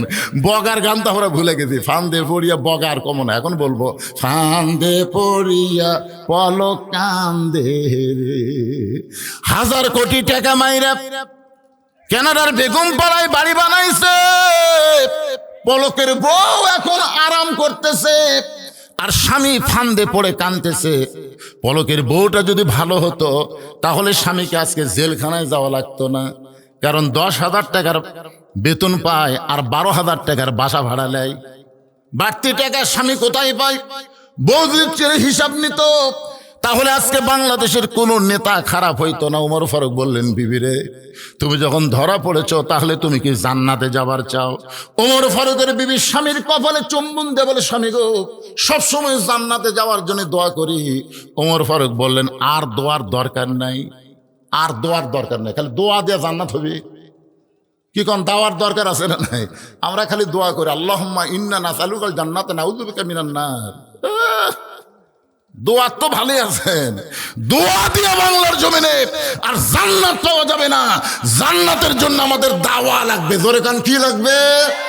দোয়ার দিন শেষ। ড্রাইভার খালি আমাকে গাড়ির থেকে নামা দিয়েছে, গেট দিয়ে কয়, হুজুর আমি গাড়ি গ্যারেজ করতেছি, আপনি বাসার যান। আমি গেট খুলে বাসার মধ্যে ঢুকবার সাথে আমার গেটের কাছে আমের গাছের তলে 4টা কুত্তা ছিল, বুঝলেন? ওরা আমার দেখে কি খেপায় খেপলো ভাই। এখন কুত্তা কিন্তু মুয়াজ্জিন আর হুজুর দেখলে সেই খেপে। মুয়াজ্জিন যখন আজান দিবে, ও কুত্তা যে খুঁটে থাকে দৌড়ে শুরু করে দেয়। আরে মুয়াজ্জিনের পরে খেপছে ভাই, জান। আরে আমাকে মতন হুজুর যেই ঢুকছি এতে দৌড়ে এসে 4টায় আমার 4 ধারে একবার খাম খাম করে মনে হয় ধরবে। আমি তখন দোয়া শুরু করলাম, আয়াতুল কুরসি পড়ি, কুত্তা লড়ে না। দোয়ায় কুনুত পড়ি, কুত্তা সরে না। ইন্নাহুম ইয়াকিদুনা কায়দা ওয়া আকিদু কায়দা, কুত্তা খেদানোর আয়াত পড়ি, এক কুত্তা দৌড়ে এসে আমার পাঞ্জাবি দিল কামড়। আমি তখন বললাম, আল্লাহ, দোয়া দরুদের দিন কি শেষ হয়ে গেল? তখন আমার ইমান বলতে, হুজুর তোর হাতত যদি একটা লাঠি থাকতো একটা দোয়াও লাগতো না। এক কুত্তার পাশাত বাড়ি মারলে বাকি তিনটে এমনি দৌড় মারতো। আমরা বাংলাদেশে বহুদিন দোয়া করেছি, আগামী তার দোয়া লাগবে না, দোয়ার সঙ্গে আমাদের হাতে লাঠি রাখা লাগবে। জোরে কথা ঠিক না? ও মুসলমান, হাতে লাঠি রাখার দরকার আছে না নয়? খালি দোয়া, খালি দোয়া। ওমর ফারুক বললেন, বিবি আর দোয়ার দরকার নাই, জান্নাতে যদি যাবার চাও তাহলে এই এই জিনিসগুলো নিয়ে আমার সঙ্গে বের হও।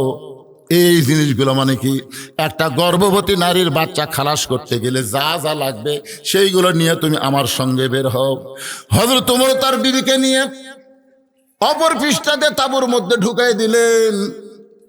আর লোকটাকে বলতেছেন, ভাইজান কোনো টেনশন করবেন না, আমি একটা ভালো ধাত্রী তাঁবুর মধ্যে ঢুকাই দিছি, একটু ধৈর্য ধরেন। কিছুক্ষণ পরে হযরত ওমর ফারুকের বিবি বলতে, স্বামী গো, আপনার দোস্তকে, আপনার বন্ধুকে খবর দেন, তার বিবি বাচ্চা দুইটাই সুস্থ আছে। আমি আপনার বন্ধুকে খবর দেন, তার বিবি বাচ্চা দুইটাই সুস্থ আছে। ওমর ফারুক তাকায় দেখে লোকটা মাটির গড়াগড়ি করতেছে। ওমর ফারুক বললেন, ভাই এরকম কেন?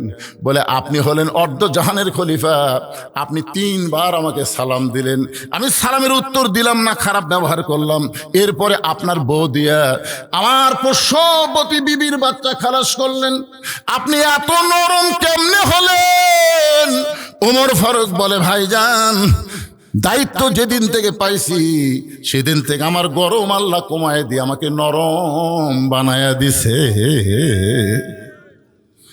আব্দুল্লাহ বলতেছে, রে নবীর সাহাবীরা, তোমরা সবাই যখন ঘুমাইয়াছিলে এমন সময় আমার বাবা আমার দরজায় গিয়ে ডাকতেছে, আব্দুল্লাহ আব্দুল্লাহ বলে।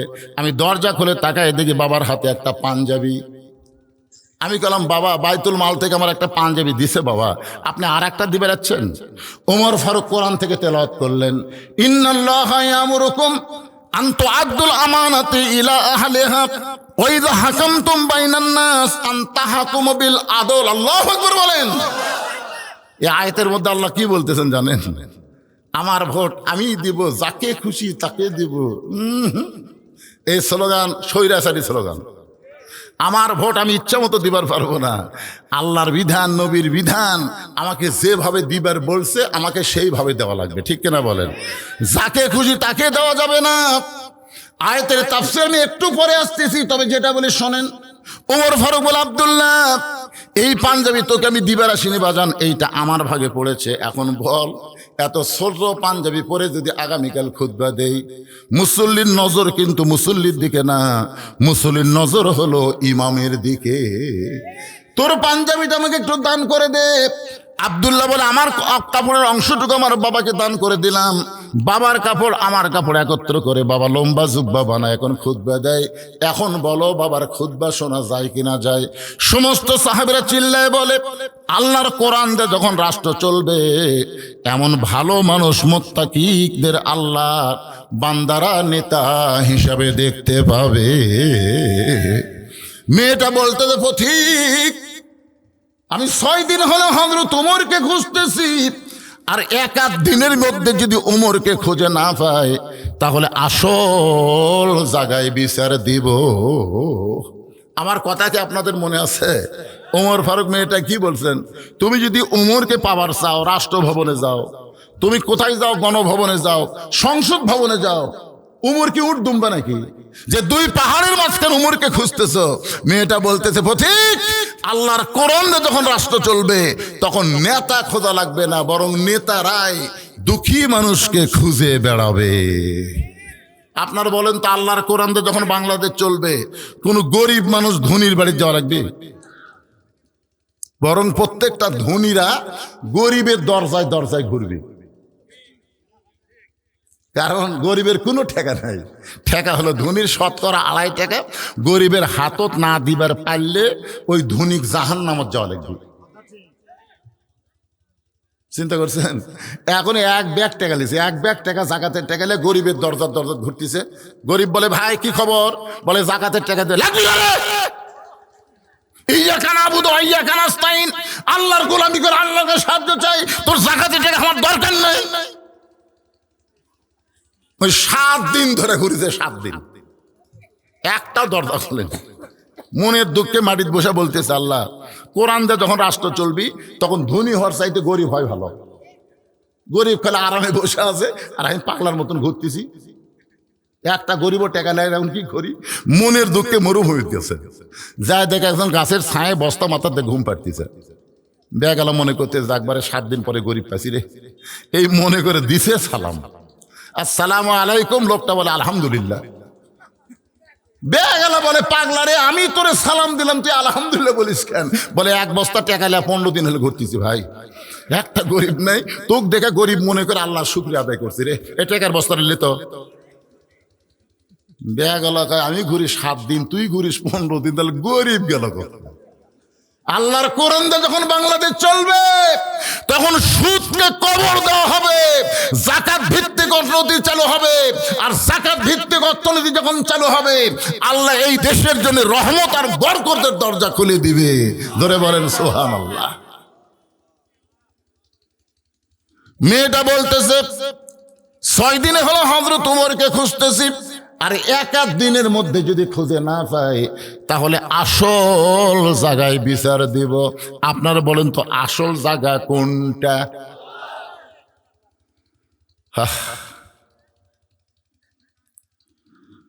আল্লামা সাইদি হুজুরকে মিথ্যা অন্যায় ভাবে 13 বছর জেলখানায় বন্দি করে রাখছে, অন্যায় ভাবে। আমরা সমস্ত বক্তারা তার জন্য দোয়া করলাম, দোয়ার কারণে হুজুর কিন্তু জেলখানার মধ্যেই সুস্থ। অথচ ভারতের ইশারায় তাকে জেলখানা থেকে বের করলো, অসুস্থর বাহানা করে হাসপাতালে নিয়ে যাচ্ছে। উনি যখন গাড়িতে চড়তেছিলেন, গাড়ি থেকে নামতেছিলেন, ওই সময় ওনার একটা হাসি আপনারা দেখছেন।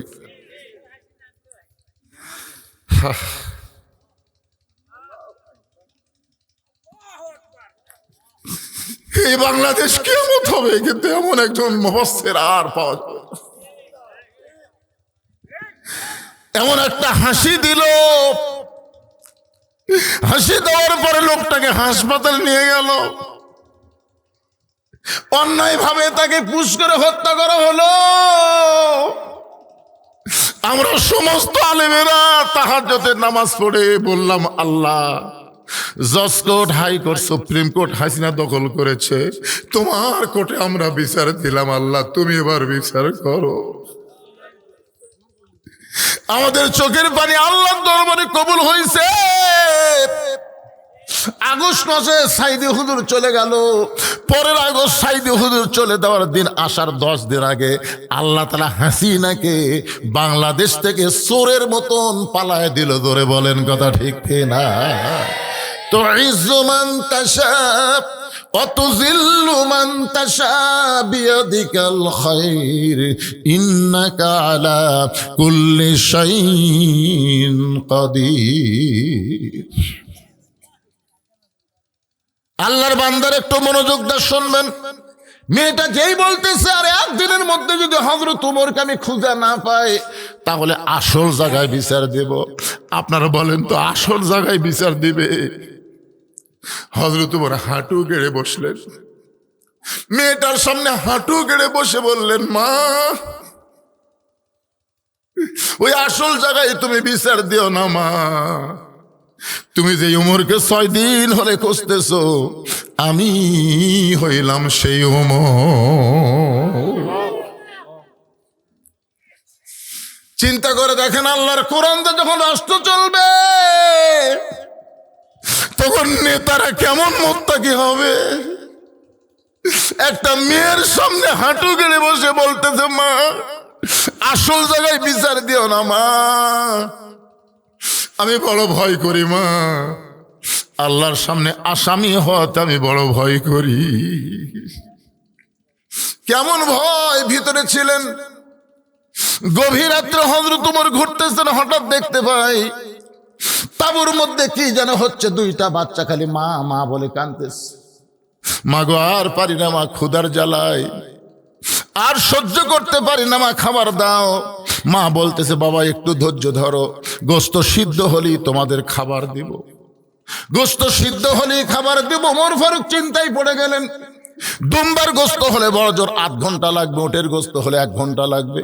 এত রাত হয়ে গেল এখন পর্যন্ত গোস্ত সিদ্ধ হয় না। এই মায়ের অন্তরে কি সন্তানের দয়া মায়া নাই? ওমর ফারুক আর দূরে থাকতে পারলেন না, তাবুর নিকটে গিয়ে বললেন, মা তোমার 2টা সন্তান ক্ষুধার জ্বালায় কান্দে, আর এখন পর্যন্ত তোমার গোস্ত সিদ্ধ হয় না। মেয়েটা বলে, পথিক আমার বাড়ি হলো ইয়ামিন দেশে, আমি শুনতে পাইলাম হযরত ওমর অত্যন্ত ভালো মানুষ। আমি গতকাল বিকাল বেলায় আমার 2টা এতিম বাচ্চাকে নিয়ে ওমরের দরবারে যাওয়ার চাইছিলাম, কিন্তু এত পুরুষ মানুষের ভিড়, আমি একটা মহিলা হয়ে আমার এতিম বাচ্চাকে নিয়ে যেতে পারলাম না। আমি আজকে রাত্রেবেলা আমার 2টা বাচ্চাকে নিয়ে কোনো এক জায়গায় থাকার পর আগামীকাল সকালবেলা ওমরের দরবারে যাব। এই নিয়তে তাবু টাঙ্গায় আমার 2 বাচ্চাকে বুকের মধ্যে নিয়ে আমি ঘুমাবার চাই। কিন্তু পথিক রে, আমার 2টা বাচ্চার এত খিদা লাগছে, এরা 2জন করে মা মা বলে খাবার চাই, আমি এখন কি করব? আমি পাতিলের মধ্যে পানি আর পাথর দিয়ে নিচে আগুন জ্বালায় বলতেছে, বাবা গোস্ত সিদ্ধ হলেই তোমাদের খাবার দেব, গোস্ত সিদ্ধ হলেই তোমাদের খাবার দেব। আমি মনে করেছিলাম আমার বাচ্চা 2টা সান্ত্বনার বাণী শুনতে শুনতে ঘুমায় যাবে, কিন্তু এদের পেটে এত খিদা লাগছে, এদের চোখে ঘুম ধরতেছে না। আমি মা হইয়া বুঝবার পারতেছি আগামীকাল পর্যন্ত আমার বাচ্চা 2টার বাঁচবে না। যেই কইছে আমার বাচ্চা 2টা বাঁচবে না, ওমর ফারুক বললেন, মা তুমি আর পানি আর পাথর সিদ্ধ না করে তুমি তোমার 2টা বাচ্চাকে বুকের মধ্যে নাও, মা তুমি একটু ধৈর্য ধরো। এক দৌড়ে বাইতুল মালের দরজায় গেলেন। আসলাম দরজা খুলে দে, দরজা খুলে দে, সবচাইতে খাবার বড় বস্তা আমার মাথায় উঠে দে। আসলাম মাথায় উঠে দে। আসলাম বলে, আমিরুল মুমিনিন আপনি এত চোখের পানি ফেলে কাঁদতেছেন, বস্তা কোথায় নেওয়া লাগবে আমারে বলেন, আমি পৌঁছে দিব। ওমর ফারুক বলে, আসলাম রে, একজনের পাপের বোঝা আর একজন মাথায় নেয় না, দে আমার মাথায় উঠায় দে। ওয়াউলিল আমরি মিনকুমকে মানতে গিয়ে আসলাম যখন খাবার বস্তা মাথায় তুলে দেয়, ওমর ফারুক বস্তা মাথায় নিয়ে এত জোরে দৌড়াই, পিছন থেকে আসলাম বলে, আমিরুল মুমিনিন এই বস্তা নিয়ে দৌড়াতে গিয়ে আপনি পড়ে যে আপনার কষ্ট হবে, আপনি কি বোঝেন না? ওমর ফারুক বলে, আসলাম রে, সময় মতো যদি বুঝবার না পারি তাহলে জাহান্নামের আগুন ওমরকে পুড়ে ফেলবে। এক দৌড়ে তাবুর নিকটে গিয়ে বললেন, মা তোমার 2টা সন্তান কি জীবিত আছে? মা মেয়েটা বলতেছে এখনো জীবিত আছে। ওমর ফারুক বললেন, তাহলে রুটি আর হালুয়া তৈরি করো মা। মেয়েটা রুটি আর হালুয়া যখন তৈরি করে ওমরের হাতে দেয়, ওমর 2টা বাচ্চাকে উরাতের উপরে বসায়া রুটি হালুয়া ছেড়ে যখন মুখের মধ্যে দেয়, 2টা বাচ্চা ফেল ফেল করে উমরের দিকে তাকায় থাকে, চোখ দিয়ে দর দর করে গাল বেয়ে পানি পড়তেছে। 2টা বাচ্চা চোখের পানি মুছে দিয়ে বলে, কে গো তুমি? এই গভীর রাত্রে বাবার দরদ দিয়া আমাদেরকে রুটি হালুয়া খাও, তুমি কেন কাঁদতেছো? তুমি কেন কাঁদতেছো? ওমর ফারুক বলে, আল্লাহ এই অধমকে জাহান্নামের আগুন থেকে তুমি বাঁচাও আল্লাহ। মেয়েটা বলতে যে, পথিক রে, ভালো মানুষের গল্প শুনেছি, কিন্তু মানুষ এমন ভালো হয় কোনোদিন কল্পনা করি নাই। আল্লাহ যদি উমরকে মদিনার খলিফা না বানায়, তোমার যদি মদিনার খলিফা বানাইতো, এই মদিনা যেন দুনিয়াতে আল্লাহর জান্নাত হয়ে যেত। ওমর ফারুক হাঁটু কেড়ে বসে বললেন, মা তুমি আজকে 6 দিন হলে কি দুঃখ নিয়ে ওমরকে খুঁজতেছো? তুমি যে ওমরকে খুঁজতেছো আমি হলাম সেই ওমর, মা আমি হইলাম সেই ওমর। মেয়েটা বলতেছে, ইয়া আমিরুল মুমিনিন আপনি যদি সেই ওমর হন তাহলে চোরের মতন একা একা কেন ঘুরতেছেন? আপনার কি কোনো চামচা নাই? আপনার কি কোনো কথা কয় না? বাংলাদেশের মতন 96টা দেশের খলিফা একা একা ঘুরতেছেন, আপনার কি কোনো চামচা নাই? আপনার কি কোনো বডিগার্ড নাই? বিদেশ থেকে একটা নেতা বাংলাদেশে আসতেছে, তাকে বিমানবন্দরে হাজার হাজার নিরাপত্তা কর্মী, পুলিশ, আর্মি পহরা দিয়ে লেওয়া লাগছে। কথা কন দেখে। আর অর্ধজাহানের খলিফা একা একা ঘুরতেছেন, আপনার কি কোনো চামচা নাই, বডিগার্ড নাই, র্যাব নাই, পুলিশ নাই? সঙ্গে সঙ্গে ওমর ফারুক আল্লাহর কোরআন থেকে তেলাওয়াত করলেন, ইন্নামাল মুমিনুনা আল্লাযীনা ইযা যুকিরাল্লাহু ওয়াজিলাত কুলুবুহুম ওয়া ইযা তুলিয়াত আলাইহিম আয়াতুহু জাদাতুহুম ঈমানাও ওয়া আলা রাব্বিহিম ইয়াতাওয়াক্কালুন।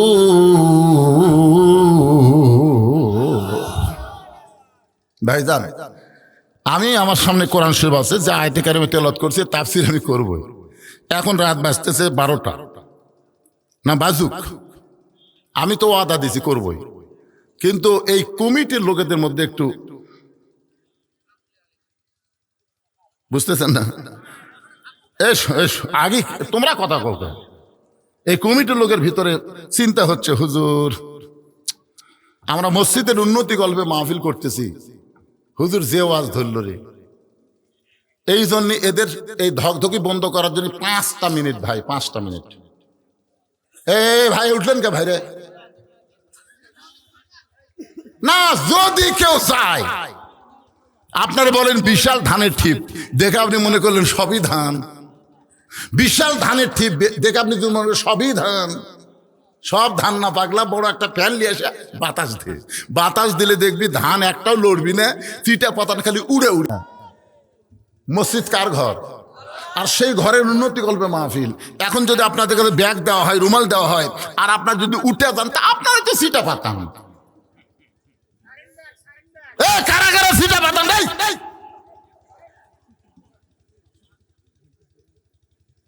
এই মাহফিল কমিটির ছেলেরা কোথায়? ব্যাগলা দাও, ভিতরে ব্যাগলে যাও, রেডি রেডি, হ্যাঁ ভিতরে ব্যাগলে যাও। 10 টাকা, 20 টাকা, 50 টাকা, 100 টাকা, যিনি যা পারবেন 5 মিনিটের মধ্যে আদায় কমপ্লিট করে আমি আবার বাকি কথা আলোচনা শুরু করবো ইনশাআল্লাহ।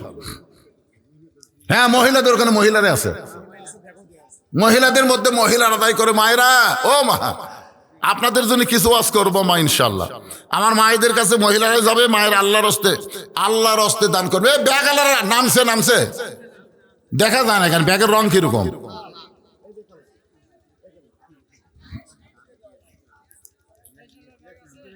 ব্যাগ না নামো, আর সবাই পকেটে হাত দেন। বিশ্বাস করবেন, আজকের দান আপনার জীবনের শেষ দান হতে পারে। এখান থেকে বাড়ি যাওয়ার গ্যারান্টি যদি না থাকে, তাহলে পকেটে টাকা রাখা লাভ কি? দিয়ে দেন, আল্লাহর হস্তে দিয়ে দেন। যেখানে এমন আল্লাহর বান্দা থাকতে পারেন যে হুজুর আমরা ওই ব্যাগের মধ্যে 10, 20, 50 টাকা দিব না, আপনার হাতে আমরা 500, 1000, 2000, পিছনে যারা অজাতা দাঁড়ালে আর মসজিদের শত্রু, অজাতা দাঁড়ালে আল্লাহর ঘরে শত্রু হয়ে যাবেন। আপনারা কি আল্লাহর ঘরে শত্রু? ঘড়ি ধরে 5 মিনিট টাইম দিলাম, তার বেশি সময় দেওয়া যাবে না তো, বোঝেন না কেন? একেবারে আপনাদের মধ্যে কেউ 500, 1000, 2000 দেওয়ার কেউ নাই? বলে স্লিপ করার টাইম আছে 5 মিনিটের মধ্যে। আপনাকে প্রধান অতিথি কি দিছে? প্রধান অতিথি কিছুই দেয়নি। প্রধান মেহমান 5000 টাকা দান করছে মসজিদের উন্নতি কল্পে, আল্লাহ কবুল করুক, জোরে কান আমিন। তো প্রধান অতিথি এখন পর্যন্ত কিছু দেয়নি, পাওয়ার কথা শোনা যায়নি। ভাইজান ধৈর্য নিবেন, ধৈর্য, শয়তান যেন ধোকা দেওয়া না পারে। আর ওই ব্যাগটা মনে করবেন এটা ব্যাগ না, এটা হলো জান্নাতে যাওয়ার মাধ্যম। সেই জন্য পকেট থেকে যিনি যা পারবেন আল্লাহর হস্তে ব্যাগে দিয়ে দেবেন ইনশাআল্লাহ। বোরহান বিশিষ্ট ব্যবসায়ী, পানিতলা হাট, উনি 1000 টাকা আল্লাহর ঘরে দান করেছে, আল্লাহ দান কবুল করেন, আল্লাহুম্মা আমিন। কে? বোরহানের বাপ, দেখেন বেটা 1000 দিয়েছে, বাপও আবার 1000 টাকা দান করেছে। আল্লাহ বাপ বেটার দানকে আল্লাহ আপনি কবুল করেন, আল্লাহুম্মা আমিন। মোহাম্মদ মাহিন কে নগদ 1000 টাকা দেন, নগদ এর দেওয়া লাগবে। মোহাম্মদ মাহিন নগদ 1000 টাকা দান করেছে, তার জন্য দোয়া চাই, আমরা দোয়া করি আল্লাহ ওসমান গনির সঙ্গে তাকে জান্নাত দেন, আল্লাহুম্মা আমিন।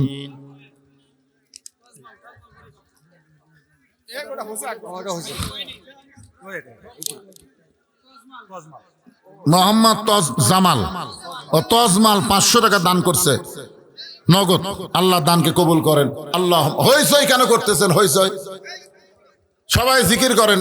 যদি কেউ উঠেই যায় যাক, ওই ফাঁকা জায়গাটা আপনি আল্লাহর রাস্তায় পুরো করে বসবেন। যদি কেউ যায় যাক, আমাদের সমস্যা নেই। অনেক লোক বসারে জায়গা পাচ্ছে না, ওই চলে যায় যাক, যারা ডানে আছে ওই সুযোগে তারা বসবে। হ্যাঁ ভাইজান, ছেলে মারা গেছে দোয়া চাইয়ে 500 টাকা দান। দেখছেন ছেলের প্রতি মায়া কি? ছেলে মারা গেছে দোয়া চাই দান করছে, আর বাপ মা মারা গেছে তার জন্য দোয়া হচ্ছে না। আমিন। জহুরুল ইসলাম 500 টাকা নগদ দান করেছে। জহুরুলের দানকে আল্লাহ আপনি কবুল করেন। আল্লাহুম্মা আমিন। নাম হলো মাসুমা। শিবপুরের মাসুমা কি দিল এখানে লেখা নাই। 1000 টাকা দান করেছে। মাসুমার দানকে আল্লাহ আপনি কবুল করেন। আল্লাহুম্মা আমিন। সবাই জিকির করেন আর সামনে আসেন। যারা যাচ্ছে চলে যাচ্ছে, অসুবিধা নেই, জিকির করেন আর সামনে আসেন। লা ইলাহা ইল্লাল্লাহ। যারা যায় চলে যাক, আপনার সামনে আসেন। লা ইলাহা। শহীদুল ইসলাম 300 টাকা নগদে দান করেছে। আল্লাহ শহীদুলের দানকে আল্লাহ আপনি কবুল করেন। আল্লাহুম্মা আমিন। মোহাম্মদ সোহান শিবপুর 2000 টাকা, মাশাআল্লাহ 2000 টাকা নগদে দান করেছে। আল্লাহ তার দানকে কবুল করেন। আল্লাহুম্মা আমিন। নামি মহান না মোজাম? কোরআন শরীফ একটা, কোরআন শরীফ একটা। মহান নামি মহান না, মহান নাম রাখা যাবে না। মহান নাম রাখা যাবে, অধম রাখা যাবে, অধম। মহান আল্লাহ, মহান কে? হ্যাঁ, 300 টাকা দান করেছে। একটা কোরআন শরীফ বাবদ আল্লাহ দান কবুল করেন। আল্লাহ। আয়েশা একটা কোরআন শরীফের দাম 300 টাকা। কিভাবে জানলো? এ যাই লিখতেছে একটা কোরআন শরীফ বাবদ 300 টাকা, কোরআন শরীফের দাম 300 টাকাটা কিভাবে জানলো এরা? ও শুনে যাচ্ছে। শেফালি দান করেছে 110 টাকা। মরদ মানুষের গুলো দেন না, খালি মেয়ে মানুষের গুলো দেন। মেয়ে মানুষের সন্দেহ বেশি, টাকা দিনও টেজত গেল কি গেল না, এই জন্য মেয়েদের দান করলে একটু বলা দরকার, বুঝলেন না? জিয়া কি দিয়েছে? 500 টাকা দান করেছে। জিয়াউর রহমান নগদ, আল্লাহ দান কবুল করেন। আল্লাহুম্মা আমিন। মুর্শিদা নগদ দান করেছে 100 টাকা। আল্লাহ থাক, এগুলো বলা রাখবেন, এগুলো বলবার গেলে টাইম চলে গেছে। মোহাম্মদ জুনাইদ নগদ 500 টাকা দান করেছে দাদির জন্য, আল্লাহ কবুল করেন। আল্লাহুম্মা আমিন। সোহেল 500 টাকা নগদ দান করেছে, আল্লাহ দান কবুল করেন। আল্লাহুম্মা। এই যে মাঝখানে ফাঁকা হয়ে গেল, আপনারা ফাঁকা করেন না, সামনে আসেন, সামনে আসেন। গেছে চলে গেছে, অসুবিধা কি? আপনারা তো আসেন, আসেন সামনের দিকে চলে আসেন। ভাই আসেন, সবাই আসেন, আল্লাহর রাস্তায় ওঠেন, সামনে এসে বসেন। আপনি উঠবেন আর বসবেন, 2 বছর বেদি বেরাম আপনার কাছে আসবে না। আপনারা বলেন এই কোরআনের পাওয়ার নাই? যে কোরআন সম্পর্কে আল্লাহ বললেন, অনুনাজ্জিলু মিনাল কুরআনি মা হুয়া শিফাউ ওয়া রাহমাতুল লিল মুমিনিন। এই কোরআনকে নাজিল করেছে আল্লাহ মুমিনদের শিফা এবং রহমত স্বরূপ। শিফা মানে রোগ মুক্তি। এই যে আপনি কোরআনকে মহব্বত করে পিছন দিক থেকে সামনে আসলেন, আপনার দেহের মধ্যে যত ব্যাধি ব্যারাম আছে, এই কোরআনকে ভালোবাসার কারণে আল্লাহ সব দূর করে দিবার পারে কি পারে না?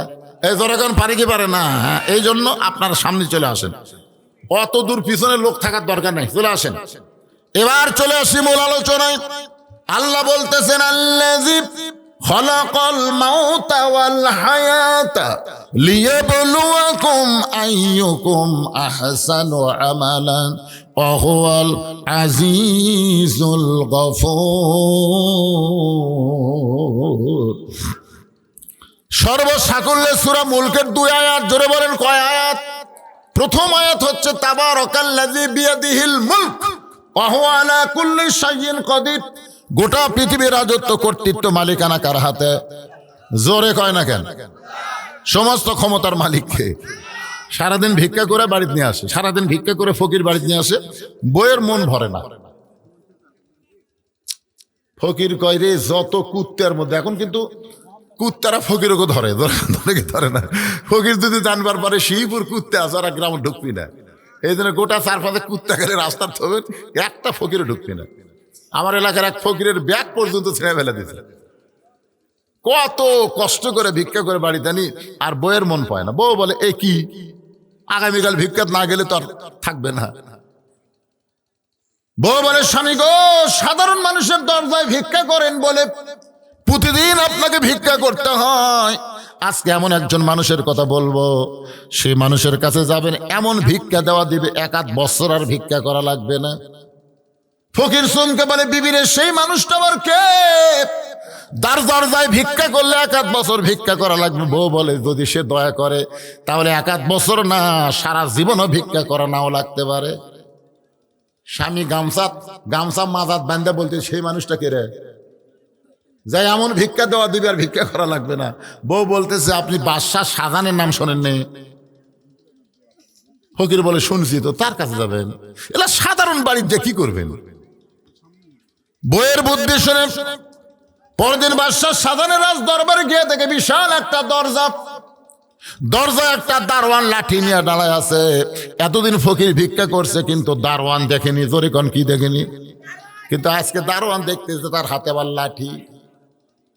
ফকির চিন্তা করে, কি করব? বউ যখন কইছে দরজার দিকে যাই, বইয়ের কথা মতো ফকির যখন দরজার দিকে রওনা দিছে, এমন সময় দারোয়ান লাঠি তুলে বলতে যাই, ফকির আর 1 ধাপ যদি সামনে আসিস, লাঠি দেখ। ফকির বলতে, ভাইজান তুমি লাঠি নিয়ে আমারে কি করবা? বলে, এটা বাদশাহ শাহজাহানের রাজ দরবারের দরজা। এই দরজা দিয়ে বাদশাহ শাহজাহানের উজির নাজির মন্ত্রী যারা, বাদশাহ শাহজাহানের খাস মানুষ যারা, তারাই শুধু প্রবেশ করতে পারে। তোর মতন ফকিরের প্রবেশ করার কোনো অধিকার। চিন্তা করে বউ যখন বুদ্ধি দিছে, যাওয়াই লাগবে। এখন কি করবে? আল্লাহ কোরআনে বলেছেন, উদউ ইলা সাবিলি রাব্বিকা বিল হিকমাহ। ডাইরেক্ট যখন কোনো কিছু না পারবা, তখন হিকমত অবলম্বন করবা। ফকির এক দৌড়ে গিয়া দারোয়ানের 2টা পা খপ করে ধরে বলতে, ভাইজান তুমিও যা, আমিও তাই। আমি ভিক্ষা করে খাই আর তুমি দরজা পাহারা দিয়ে খাও। দেখো তো আমরা 2 জনের মধ্যে তফাৎ আছে। ফকির চোখের পানি দারোয়ানের পায়ে পড়েছে। দারোয়ানের মনটা নরম হয়ে বলতেছে, ও ফকির ভাই, তোমার চোখের পানি দেখে আমি যদি দরজা খুলে দেই, তুমি বাদশার কাছে যাইতে পারবা না। কারণ বাদশা পর্যন্ত পৌঁছতে গেলে আরো 15টা দরজা আছে। প্রত্যেকটা দরজায় একটা করে দারোয়ান লাঠি নিয়ে দাঁড়ায় আছে। আমি যদি দরজা খুলে দেই, পরের দরজার দারোয়ান তো দরজা খুলবে না। ফকির বলতে যে, তুমি শুধু খুলে দাও, পরের দরজার দারোয়ান দরজা খুলবে কি খুলবে না সেইটা আমার ব্যাপার। দারোয়ান ঠাট্টা করে দরজা খুলে দিছে। ঠাট্টা বোঝেন না? ঠাট্টা করে দরজা খুলে দিতে পরের দারোয়ানের লাঠির বাড়ি খাই, এমনি বেটা চলে আসবে এই মনে করে প্রথম দরজার দারোয়ান যখন দরজা খুলে দেয়, ফকির দরজা ফাড়ি দিয়ে দেখে 100 গজ দূরে আর একটা দরজা। ওই দারোয়ান লাঠি তুলে বলতে দেয়, এই ফকির ঢুকলা কেমনে? এই ফকির ঢুকলা কেমনে? কারণ এক দরজা ঢুকছে, এই জন্য বলে, এই ফকির ঢুকলা কেমনে? ফকির বলতে যে, কেমনে ঢুকলাম যদি জানবার চাও, তাহলে প্রথম দরজার দারোয়ানের কাছে যাও। ও আমার পরিচয় শুনে কাঁপতে কাঁপতে দরজা খুলে দিছে। এখন তুমি কি করবা কও? হায় রে! দারোয়ান মনে মনে চিন্তা করে, এর যদি পরিচয় না থাকবে তাহলে প্রথম দরজার দারোয়ান দরজা খুললো কেন? প্রথম দরজার দারোয়ান যখন দরজা খুলে দিছে, নিশ্চয় এর চেহারা ফকিরের মতন হতে পারে, কিন্তু বেটা আসলে ফকির না। দরজা খুলে দিছে। দ্বিতীয় দরজা খুলে যখন তৃতীয় দরজা একই কায়দায় সমস্ত দরজা খুলে ফকির রাজ দরবারে। ইমাম গাজ্জালী বলেছেন, মৃত্যুর দরজায় ঈমান নিয়ে কেউ যদি আজরাইলের সঙ্গে সাক্ষাৎ করতে পারে, ওই ব্যক্তির কবর বলো, হাসর বলো, মিজান বলো, পুলসিরাত বলো, আর কোনো দরজায় তাকে আটকানো হবে না। মৃত্যুর সময় ঈমান নিয়ে যদি বিদায় নিবার পারে, সরাসরি 8টা জান্নাতের দরজা আল্লাহ খুলে দিবে। ফকির একেবারে রাজ দরবারে ঢুকে দেখে একজন মানুষ আসতেছে। ওটা হলো প্রধানমন্ত্রী, উজিরে আজম। ফকির কাকু চিনে? ফকির বলে, এই মিয়াই, তোরকে বাদশা কুটিরে? তোদের বাদশা শাহজাহান কোথায়? উজির আজম চিন্তা করে, যেই মানুষটা বাদশার নাম ধরে, এই মানুষটা সাধারণ কোনো মানুষ না। আমরা কোনোদিন শাহজাহান শব্দ উচ্চারণ করি নাই, আমরা সবাই বলি যে সম্রাট জাহাপনা। আর এই বেটা বলতেছে বাদশাহ শাহজাহান কোন জায়গায়? এতগুলো দরজা পাড়ি দিয়ে যখন ভিতরে ঢুকছে, এর চেহারা ফকিরের মতন হতে পারে, কিন্তু আসলে বেটা ফকির না। উজির আজম বলতেছে, বাবাজি, বাদশার সঙ্গে যদি দেখা করবার চান তাহলে ওই যে ছোট্ট ঘর, ওই ঘরের মধ্যে যান। বাদশাহ আপাতত রাজ দরবারে নাই, ওই ছোট্ট ঘরের মধ্যে ঢুকেছে। ফকির ঘরের কাছে গিয়ে দেখে দরজা বন্ধ, একটা জানালার পাল্লা খোলা। ওই পাল্লা দিয়ে তাকায় দেখে গোটা ঘরের মধ্যে শুধু একজন মাত্র মানুষ, দুই হাত উপর দিকে তুলে বলতেছে, ও বাদশার বাদশাহ, তোমার দরবারে আমি ফকির, আমি ফকির ফকির বলে যখন বাদশা শাহজাহান কাঁদতেছে, এমন সময় ফকির বলে, আল্লাহ, জীবনে কত দরজায় ভিক্ষা করতে গেলাম, কোনো বাড়িওয়ালা কোনোদিন ফকির ফকির বলে কান্দে না, কিন্তু আজকে এই বেটা নিজকে ফকির বানায়া তোমাকে বাদশা বানায় যদি কাঁদতে পারে, আর সেই কান্দার কারণে তুমি যদি মোগল রাজ্য তাকে দিবার পারো, তাহলে আমি ফকির আর কোনোদিন মানুষের দরজায় ভিক্ষা করব না, যদি কিছু চাইতে হয় তোমার কাছে ফকির হয়ে চাবো। আপনার বলেন তো, ভিতরে ঢুকে ফকিরের ইমান বাড়িছে না কমিছে? আজকে আপনারা বাইরে থাকবার চান কে? বাইরে থাকলে হবে না ভাইজান, এ কোরআনের ভিতরে ঢোকা লাগবে। ধরে কান কার ভিতর? যখন আপনি পড়বেন তাবারাকাল্লাযী বিয়াদিহিল মুলক, তখন আপনার সাহস আল্লাহ এমন বাড়ায় দিবে, আরে পাগলা, আল্লাহ গানিয়ুন ওয়া আনতুমুল ফুকারা, দুনিয়ার সবাই হলো ফকির, একমাত্র ধনীকে, আরো জোরে ধনীকে। ফকির ইমান মজবুত করে বার হচ্ছে, বার হওয়ার সময় দারোয়ান বলতেছে, বাবাজি, বাদশার সাথে দেখা হচ্ছে? আপনার বলেন তো, ভিক্ষা না পারে ফকির রাগ বেশি না কম? মানে এই দিকে বার হওয়ার সময় দারোয়ান, বাবাজি, বাদশার সঙ্গে কি আপনার দেখা হয়েছে? ফকির চিল্লে বলে, রে দারোয়ানের বাচ্চা, দারোয়ান খালি দরজা পাহারা দিয়ে খাস, ভিতরের খবর জানিস না? তোরা যাকে বাদশা বাদশা বলে পূজা করতেছিস, আমি নিজের চোখে দেখলাম বেটা ফকির হইয়া কান্দিছে। যারা বিএনপি করো, ও বিএনপির ভাইয়েরা, শহীদ প্রেসিডেন্ট জিয়া রহমানকে যখন হত্যা করা হলো চিটাগাঙ্গের সার্কিট হাউসে, তখন তার কাছে কি পাওয়া গেল? একটা ব্রিফকেস পাওয়া গেছে। সবাই মনে করেছিল ব্রিফকেস ভর্তি হয়তো ডলার টলার, ব্যাংকের চেক টেক অনেক কিছু আছে, কিন্তু ব্রিফকেস খুলে দেখে ওই বাক্সের মধ্যে শুধু একটা কোরআন আর একটা জায়নামাজ ছাড়া কিছুই পাওয়া যায় নাই। তোমাদের নেতা যদি কোরআন জায়নামাজ নিয়ে ঘোরে আর তোমরা তাদের সামসা হইয়া, মানুষের রাজনীতি করা যাবে না, একমাত্র কোরআনকে কলিজার মধ্যে জায়গা দেওয়া লাগবে। ধরে কোন কথা, ঠিক কথা বলে? কিসের আশা?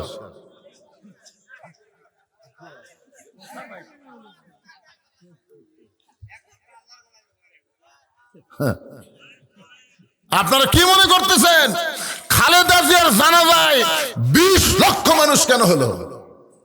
এক মেয়ে পলায়ে গেল, আর একজন বিদায় নেওয়ার পরে 20 লাখ মানুষ তার জানাজায় হলো। আপনার বলেন তো, বেগম খালেদা জিয়ার সময় কোন আলেমের হাতে হাত করা পড়িছে?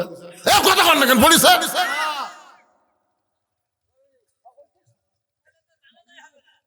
হ্যাঁ, ওলা ফতোয়া পরে দেন, আমি যেটা আগে বলি সেটা কর। মহিলা মানুষের বলে জানাবেন ফাতেমা নাকি? এটা খালেদা, এটি ফাতেমারও আজ এসে খালেদার কাছে ঢুকেলে হবে না তো। আমি যেটা আপনাদের বুঝাবার চাচ্ছি, আল্লাহর কোরআনের সঙ্গে সম্পর্ক রাখলে তার সম্মান কম না বেশি? একই গাছের কাঠ দিয়ে 3টা জিনিস বানাইছে, একটা হলো খাট, একটা হলো সোফা, আর একটা হলো রেহাল। গাছ কিন্তু একটা জিনিস বানাচ্ছে 3টা। আপনার বলেন তো, 3টার মধ্যে দাম বেশি কার? কি জন্যে? খাটের সাথে মানুষের সম্পর্ক, সোফার সাথে মানুষের সম্পর্ক, আর রেহালের সঙ্গে আল্লাহর কোরআনের সম্পর্ক। তাহলে একটা রেহাল যদি কোরআনের সঙ্গে সম্পর্ক রাখার কারণে দামি হয়ে যায়, আমরা যারা এখানে বসে আছি ভাইজান, আল্লাহর এই কোরআনের সাথে আমাদের সম্পর্ক রাখার দরকার আছে না নাই? সে আল্লাহ বলতেছেন, তাবারাকাল্লাযী বিয়াদিহিল মুলক। একটু খেয়াল করেন, দারোয়ানের বাচ্চা দারোয়ান, খালি দরজা পাহাড়ে দেখাস, ভিতরের খবর জানিস না। তোরা যাকে বাদশা বাদশা বলে পূজা করতেছিস, আমি নিজের চোখে দেখলাম ফকির হয়ে কাঁদতিছে। দারোয়ান আরো দারোয়ানে ডাকতেছে, খামাখা দরজা পাহাড়া দিয়ে লাভ কি? আমি ভিতরে আমাকে ধোকা দিয়ে মৌলবাদী রাজাকার জিএমবি ঢুকছে রে। দেখছেন ওরকম ধোকা দিয়ে কে ঢুকছে? আজকে অনেক নেতারা বলতেছে আমাকে ধোকা দিয়ে। একদল আল্লাহর কোরআন নিয়ে সংসদ যাবার চাই, আমরা ধোকা দিচ্ছি না ভাই, আমরাই হক কথা বলতেছি। জোরে কথা কর না কেন, কথা কর না কেন? এই দারোয়ান সব দারোয়ান রাখতেছে, খামাকা দরজা পাহারা দিয়ে লাভ কি রে? আমাকে ধোকা দিয়ে মৌলবাদী রাজাকার ঢুকছে রে। আমরা তাকে বাদশা বাদশা বলে পূজা করি, এই বেটা কয় ফকির। সমস্ত দারোয়ান একত্র হয়ে কেউ ফকিরকে কিল মারে, কেউ ঘুষি মারে। ফকির বলে যতই মারে, যতই মার, নিজের চোখে দেখা জিনিস মিথ্যা বলা যাবে না। আমরা নিজের চোখে দেখেছি সমস্ত ক্ষমতার মালিককে, আমাদেরকে ধোকা দেওয়া যাবে না। যারা এখন কথা ঠিক না, নিজের চোখে আমরা দেখলাম তাবারাকাল্লাযী বিয়াদিহিল মুলক ওয়া হুয়া আলা কুল্লি শাইইন কদির। আমি নিজের চোখে দেখেছি, আপনাদেরকেও দেখাইতেছি। আমাকে ধোকা দিয়ে লাভ হবে? ফকির বলে মার, মারতে মারতে আমাকে শেষ করে দে। নিজের চোখে দেখা জিনিস মিথ্যা বলা যাবে না। এমন সময় বাদশা শাহজাহানের আসরের নামাজ শেষ করে মসজিদ থেকে বের হয়ে বলে, রে দারোয়ানেরা, সব দরজা বাদ দিয়া ভিতরের দরজায় কারে মারতেছো, কেন মারতেছো? দারোয়ানের নেতা বলতেছে, জাহাপনা আমরা শুধু মারতেছি, আপনি শুনলে তো মেরেই ফেলবেন। আমরা খালি মারতেছি, আর আপনি শুনলে? বাদশা শাহজাহান কয় কি কইছে? বলে এই বেটা মৌলবাদী বলতেছে আপনি নাকি ফকির। আমরা এতদিন ধরে জানি আপনি হলেন বাদশা, আর এই বেটা কয় ফকির। বাদশা শাহজাহান দৌড়ে এসে টুটি চাপা ধরছে, এই তুই জানিস না, তুই জানিস না মোগল সম্রাট শাহজাহান, তুই জানিস না? ওটাই তো জানি, ওটাই তো এতদিন জানি, কিন্তু আজকে কি দেখলাম? এতদিন তো এটাই জানি, কিন্তু আজকে কি দেখলাম? বাদশা শাহজাহান বলে কি দেখছো? বলে ওই যে ঘরত, ওই যে ওই ঘরত জানলা দেখি দেখলো আপনার মতো একটা মানুষ এভাবে দুই হাত তুলে কান দিচ্ছে আর বলতেছে, ও বাদশার বাদশা, তোমার দরবারে আমি ফকির। সঙ্গে সঙ্গে বাদশা শাহজাহানের দুইটা হাত থর থর করে কাঁপতেছে। সমস্ত দারোয়ান বলে, জাহাপনা এই ফকির কি শোনালো, যেটা শোনার পরে আপনার দুইটা হাতের মধ্যে কম্পন ধরে গেল। বাদশা শাহজাহান বলে, দারোয়ান রে, ফকির যা বলেছে সত্য বলেছে, ফকির যা বলেছে সত্য বলেছে। আসলে আমরা নামাজের মধ্যে থাকি যতক্ষণ, ফকির সাজি ততক্ষণ। নামাজ থেকে যখন বাইরে যাই, তখন নামাজের মধ্যে কি করলাম ওই কথাগুলো আর আমাদের মনেই নাই। এই জন্য ভাইজান, আমরা তো নামাজ পড়তেছি কোরআন শরীফের। শোনেন, কোরআন শরীফের একটা জায়গায়ও নামাজ পড়ার কথা নাই। আমার এলাকার এক ভণ্ড এক মুয়াজ্জিনের কাছে, তুই যতই নামাজ পড় লাভ হবি না, কোরআন শরীফের মধ্যে নামাজের কথাই নাই রে। আর তুই খালি নামাজ পড়িস, আজান দেশ, তুই মানুষের ঘুম ভাঙ্গা দেশ। মুয়াজ্জিন আমাকে কয়, হুজুর এই সারা ভণ্ড কয় কোরআনে বলে নামাজ নাই, কোরআনেও নাই হাদিসে নাই। ঠিক আছে, হুজুর কোরআনে নামাজ, হাদিসে নামাজের কথা আর নাই রে পাগল। আল্লাহ কোরআনে নামাজ না বলে সালাত করছে, তুই কি করছিস? হাই আল্লাহ সালাত করছিস না? হয় এ বাবা, এই তোমরা উঠলে কেন? তোমরা কি মনে করো এই কথাগুলো শোনা লাগবে পাগলা? তোর কে জন্যই তো আজ রে, তোমাকে জন্যই তো আজ হচ্ছে পাগলা। আইয়ুকুম আহসানু আমালা, এইটার উপরে কথা হচ্ছে, একটু খেয়াল করে শোনেন। বিরক্ত হচ্ছেন? আমি শেষের দিকে নিয়ে আইছি ভাই, জানেন, একটু শেষের দিকে। এই মূল্যবান কথা, শেষে যে কথা হয়, এই কথাগুলোকে বোঝানোর জন্য ব্যাখ্যার শেষ পর্যায়ে আপনাদের একটু খেয়াল করা লাগবে। মসজিদের মধ্যে যতক্ষণ আমরা ভালো থাকি ততক্ষণ, আপনাদের এই গ্রামের মধ্যে আওয়ামী লীগ আছে না নাই? এই গ্রামের মধ্যে বিএনপি আছে না নাই? জামাত আছে না নাই? তাবলিগ আছে না নাই? আপনার বলেন তো, প্রত্যেক দলের জন্য এক একটা মসজিদ, না সব দলের এক মসজিদ?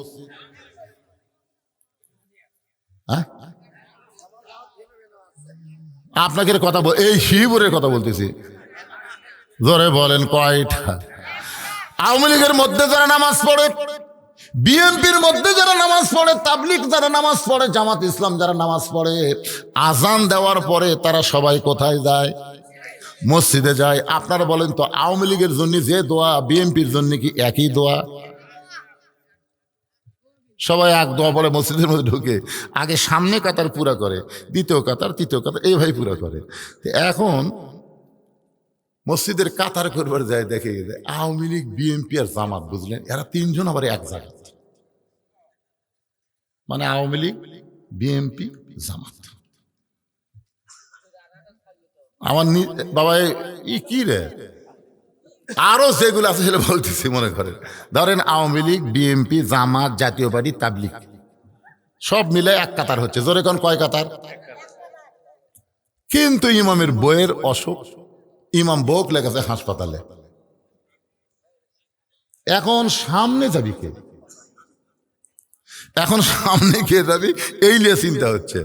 আওয়ামী লীগ বলতেছে সামনে কে যাইবারে, মানে আওয়ামী লীগ জাতীয় পার্টি বিএনপি জামাত, সামনে কে যাবি? তখন কিছুক্ষণ নামাজের সময় যেন হয়ে গেছে, ঘড়ি দেখতেছে 1 মিনিট পার হয়ে যাচ্ছে, তখন আওয়ামী লীগ বলতেছে এই জামাত তুই সামনে যা। কারণ আওয়ামী লীগ জাতীয় পার্টি বিএনপি জানে আমরা না হয় কাতার করবো, কিন্তু সামনে যাবার পারবো না, সামনে যাবার একটাই দল। কেন জোরে কর, কথা জোরে কর না কেন?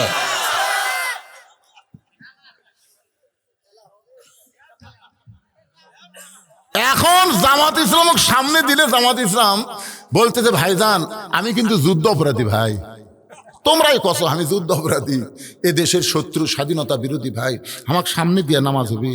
তখন বলতেছে পাগলা ওই কথাগুলা বাইরের কথা, তুই যে কথা বলতেছি এই কথাগুলো বাহিরের কথা, ভিতরের কথা, আমরা সবাই ভাই ভাই, আমরা একসাথে জামাত করতে চাই। ও বাবা ভালো জায়গা তোমরা জামাত করবে, আর বাইরে এসে তোমরা কি? এই জন্য আল্লাহ বলেছেন উদখুলু ফিস সিলমি কাফা, পুরোপুরি ভাবে ইসলামের মধ্যে ঢুকতে হবে, বাইরে থাকা যাবে না। আমার কথা কি বুঝতেছেন? বাইরে থাকা যাবে? ফকির ফকির বাদশাহ ফকির দেখছে কি বাইরে থাকে না ভিতরে ঢুকে? আজকে এই কোরআনের ভিতরে আসেন, ইসলামের ভিতরে আসেন, ইসলামকে নিয়ে কোরআনকে নিয়ে জায়গা মতো যাওয়ার চেষ্টা করেন। ইনশাআল্লাহ এই বাংলাদেশ এরকম থাকবে না, একদিন একটা নতুন সুন্দর বাংলাদেশ আমরা পেয়ে যাবো। ধরে কোন কথা ঠিক কিনা? সারা জীবন শুধু কোরআনের ওয়াজ শুনবো না, বাস্তবে আল্লাহর কোরআনকে গ্রহণ করে কোরআনের বিজয় আমরা দেখতে চাই। কারা কারা দেখতে চান দুই হাত তুলে আমার আল্লাহকে দেখান। লিল্লাহি তাকবীর। আল কোরআনের আলো, কোরআন হাদিস যেখানে, দুনিয়ার মুসলমান লিল্লাহি তাকবীর। আলহামদুলিল্লাহ আমাদেরকে ফজরের নামাজ পড়া লাগবে। হ্যাঁ ইনশাআল্লাহ আমরা সবাই ইস্তিগফার পড়ে দোয়া হবে এখন। আস্তাগফিরুল্লাহ রাব্বি মিন কুল্লি জামবি ওয়া আতুবু ইলাইহি লা হাওলা ওয়ালা কুওয়াতা ইল্লা বিল্লাহিল আলিয়্যিল আযীম। আল্লাহুম্মা আমিন। আল্লাহুম্মা আনতাস সালাম ওয়া মিনকাস সালাম তাবারাকতা ইয়া যাল জালালি ওয়াল ইকরাম। মাবুদ কঠিন শীতের ভিতরে আরামের বাড়ি ঘুমকে বাদ দিয়ে ল্যাপতোষকের মহব্বত কলিজা থেকে বের করে এই জান্নাতের বাগানে বসে বসে কোরআন হাদিস আলোচনা শোনার শেষে আমি গুনাহগারের সঙ্গে রহমতের দরজায় ফকির হয়ে দোকানে হাত তুলেছি। আল্লাহ মেহেরবানি করে আজকের মাহফিল আমাদের সকলের হেদায়েতের জন্যে, নাজাতের জন্যে, জান্নাতের জন্যে কবুল করে নাও। এই মাহফিলের শুরু থেকে শেষ পর্যন্ত যত আলোচনা হয়েছে আল্লাহ এর মধ্যে যদি ত্রুটি হয় ভুল হয় মাফ করে দাও। এর যা হাদিয়া মঞ্জুর করো, সোনার মদিনায় নবী পাকের রওজা মোবারকে কবুল করে নাও। আয় আল্লাহ তোমার বান্দারা বড় কষ্ট করে মেহনত করে আজকের এই জান্নাতের বাগান লাগাইছে। আল্লাহ তোমার ঘরকে উন্নতি করার জন্যে, আল্লাহ তোমার মহব্বতে তোমার ঘরে যারা দান করেছে যতটুকু করলো এই দানগুলোকে জান্নাতের বিনিময় হিসাবে কবুল করে নাও। আমার সম্মানিত মা বোনদেরকে আবিদা সালিহা পর্দানিশি কবুল করো। আমি অসুস্থ, আমার মতো অসুস্থ অবস্থায় যারা হাত তুলেছে সবাইকে সুস্থতার নিয়ামত দান করে দাও। মাবুদ, আজকের মাহফিলের সম্মানিত সভাপতিকে আল্লাহ তুমি কবুল করো, সহসভাপতিকে আল্লাহ তুমি কবুল করো, প্রধান অতিথিকে আল্লাহ তুমি কবুল করো, প্রধান মেহমানকে কবুল করো, আমন্ত্রিত অতিথিদের আল্লাহ তুমি কবুল করো, আলেমদেরকে কবুল করো, হাফেজদের কবুল করো, ইমামদের কবুল করো, মুয়াজ্জিনদের কবুল করো, হাদিস সাহেবদের কবুল করো, মুরব্বীদের কবুল করো, যুবকদেরকে কবুল করো, কচি কাঁচা বাচ্চাদের কবুল করো, সম্মানিত মা বোনদেরকে আল্লাহ তুমি কবুল করো। শুধু কোরআন শুনবো না, বাস্তবে বাংলাদেশে আমরা কোরআনকে দেখতে চাই, এমন একটা পরিবেশ, সুন্দর আমল আমাদেরকে করার তৌফিক দিয়া দিও আল্লাহ। আমি গুনাহগার বলে দোয়া ফিরা দিও না আল্লাহ। এতগুলো মানুষের মধ্যে যার দুই কারাত পছন্দ হয় সেই দুইটা হাতের ওসিলায় আজকের মাহফিলকে কবুল করো। মসজিদ কমিটির সভাপতি, মসজিদ কমিটির সহসভাপতি, মসজিদ কমিটির সেক্রেটারি, মসজিদের ক্যাশিয়ার, মসজিদের ইমাম, মসজিদের খতিব, মসজিদের মুয়াজ্জিন, মসজিদের মুসল্লি, সকলকেই আল্লাহ তুমি কবুল করে মৃত্যুর সময় আমাদের জবানে তুমি জারি করে দিও লা ইলাহা ইল্লাল্লাহু মুহাম্মাদুর রাসূলুল্লাহ সাল্লাল্লাহু আলাইহি সাল্লাম। আসসালামু আলাইকুম ওয়া রাহমাতুল্লাহি ওয়া বারাকাতুহু।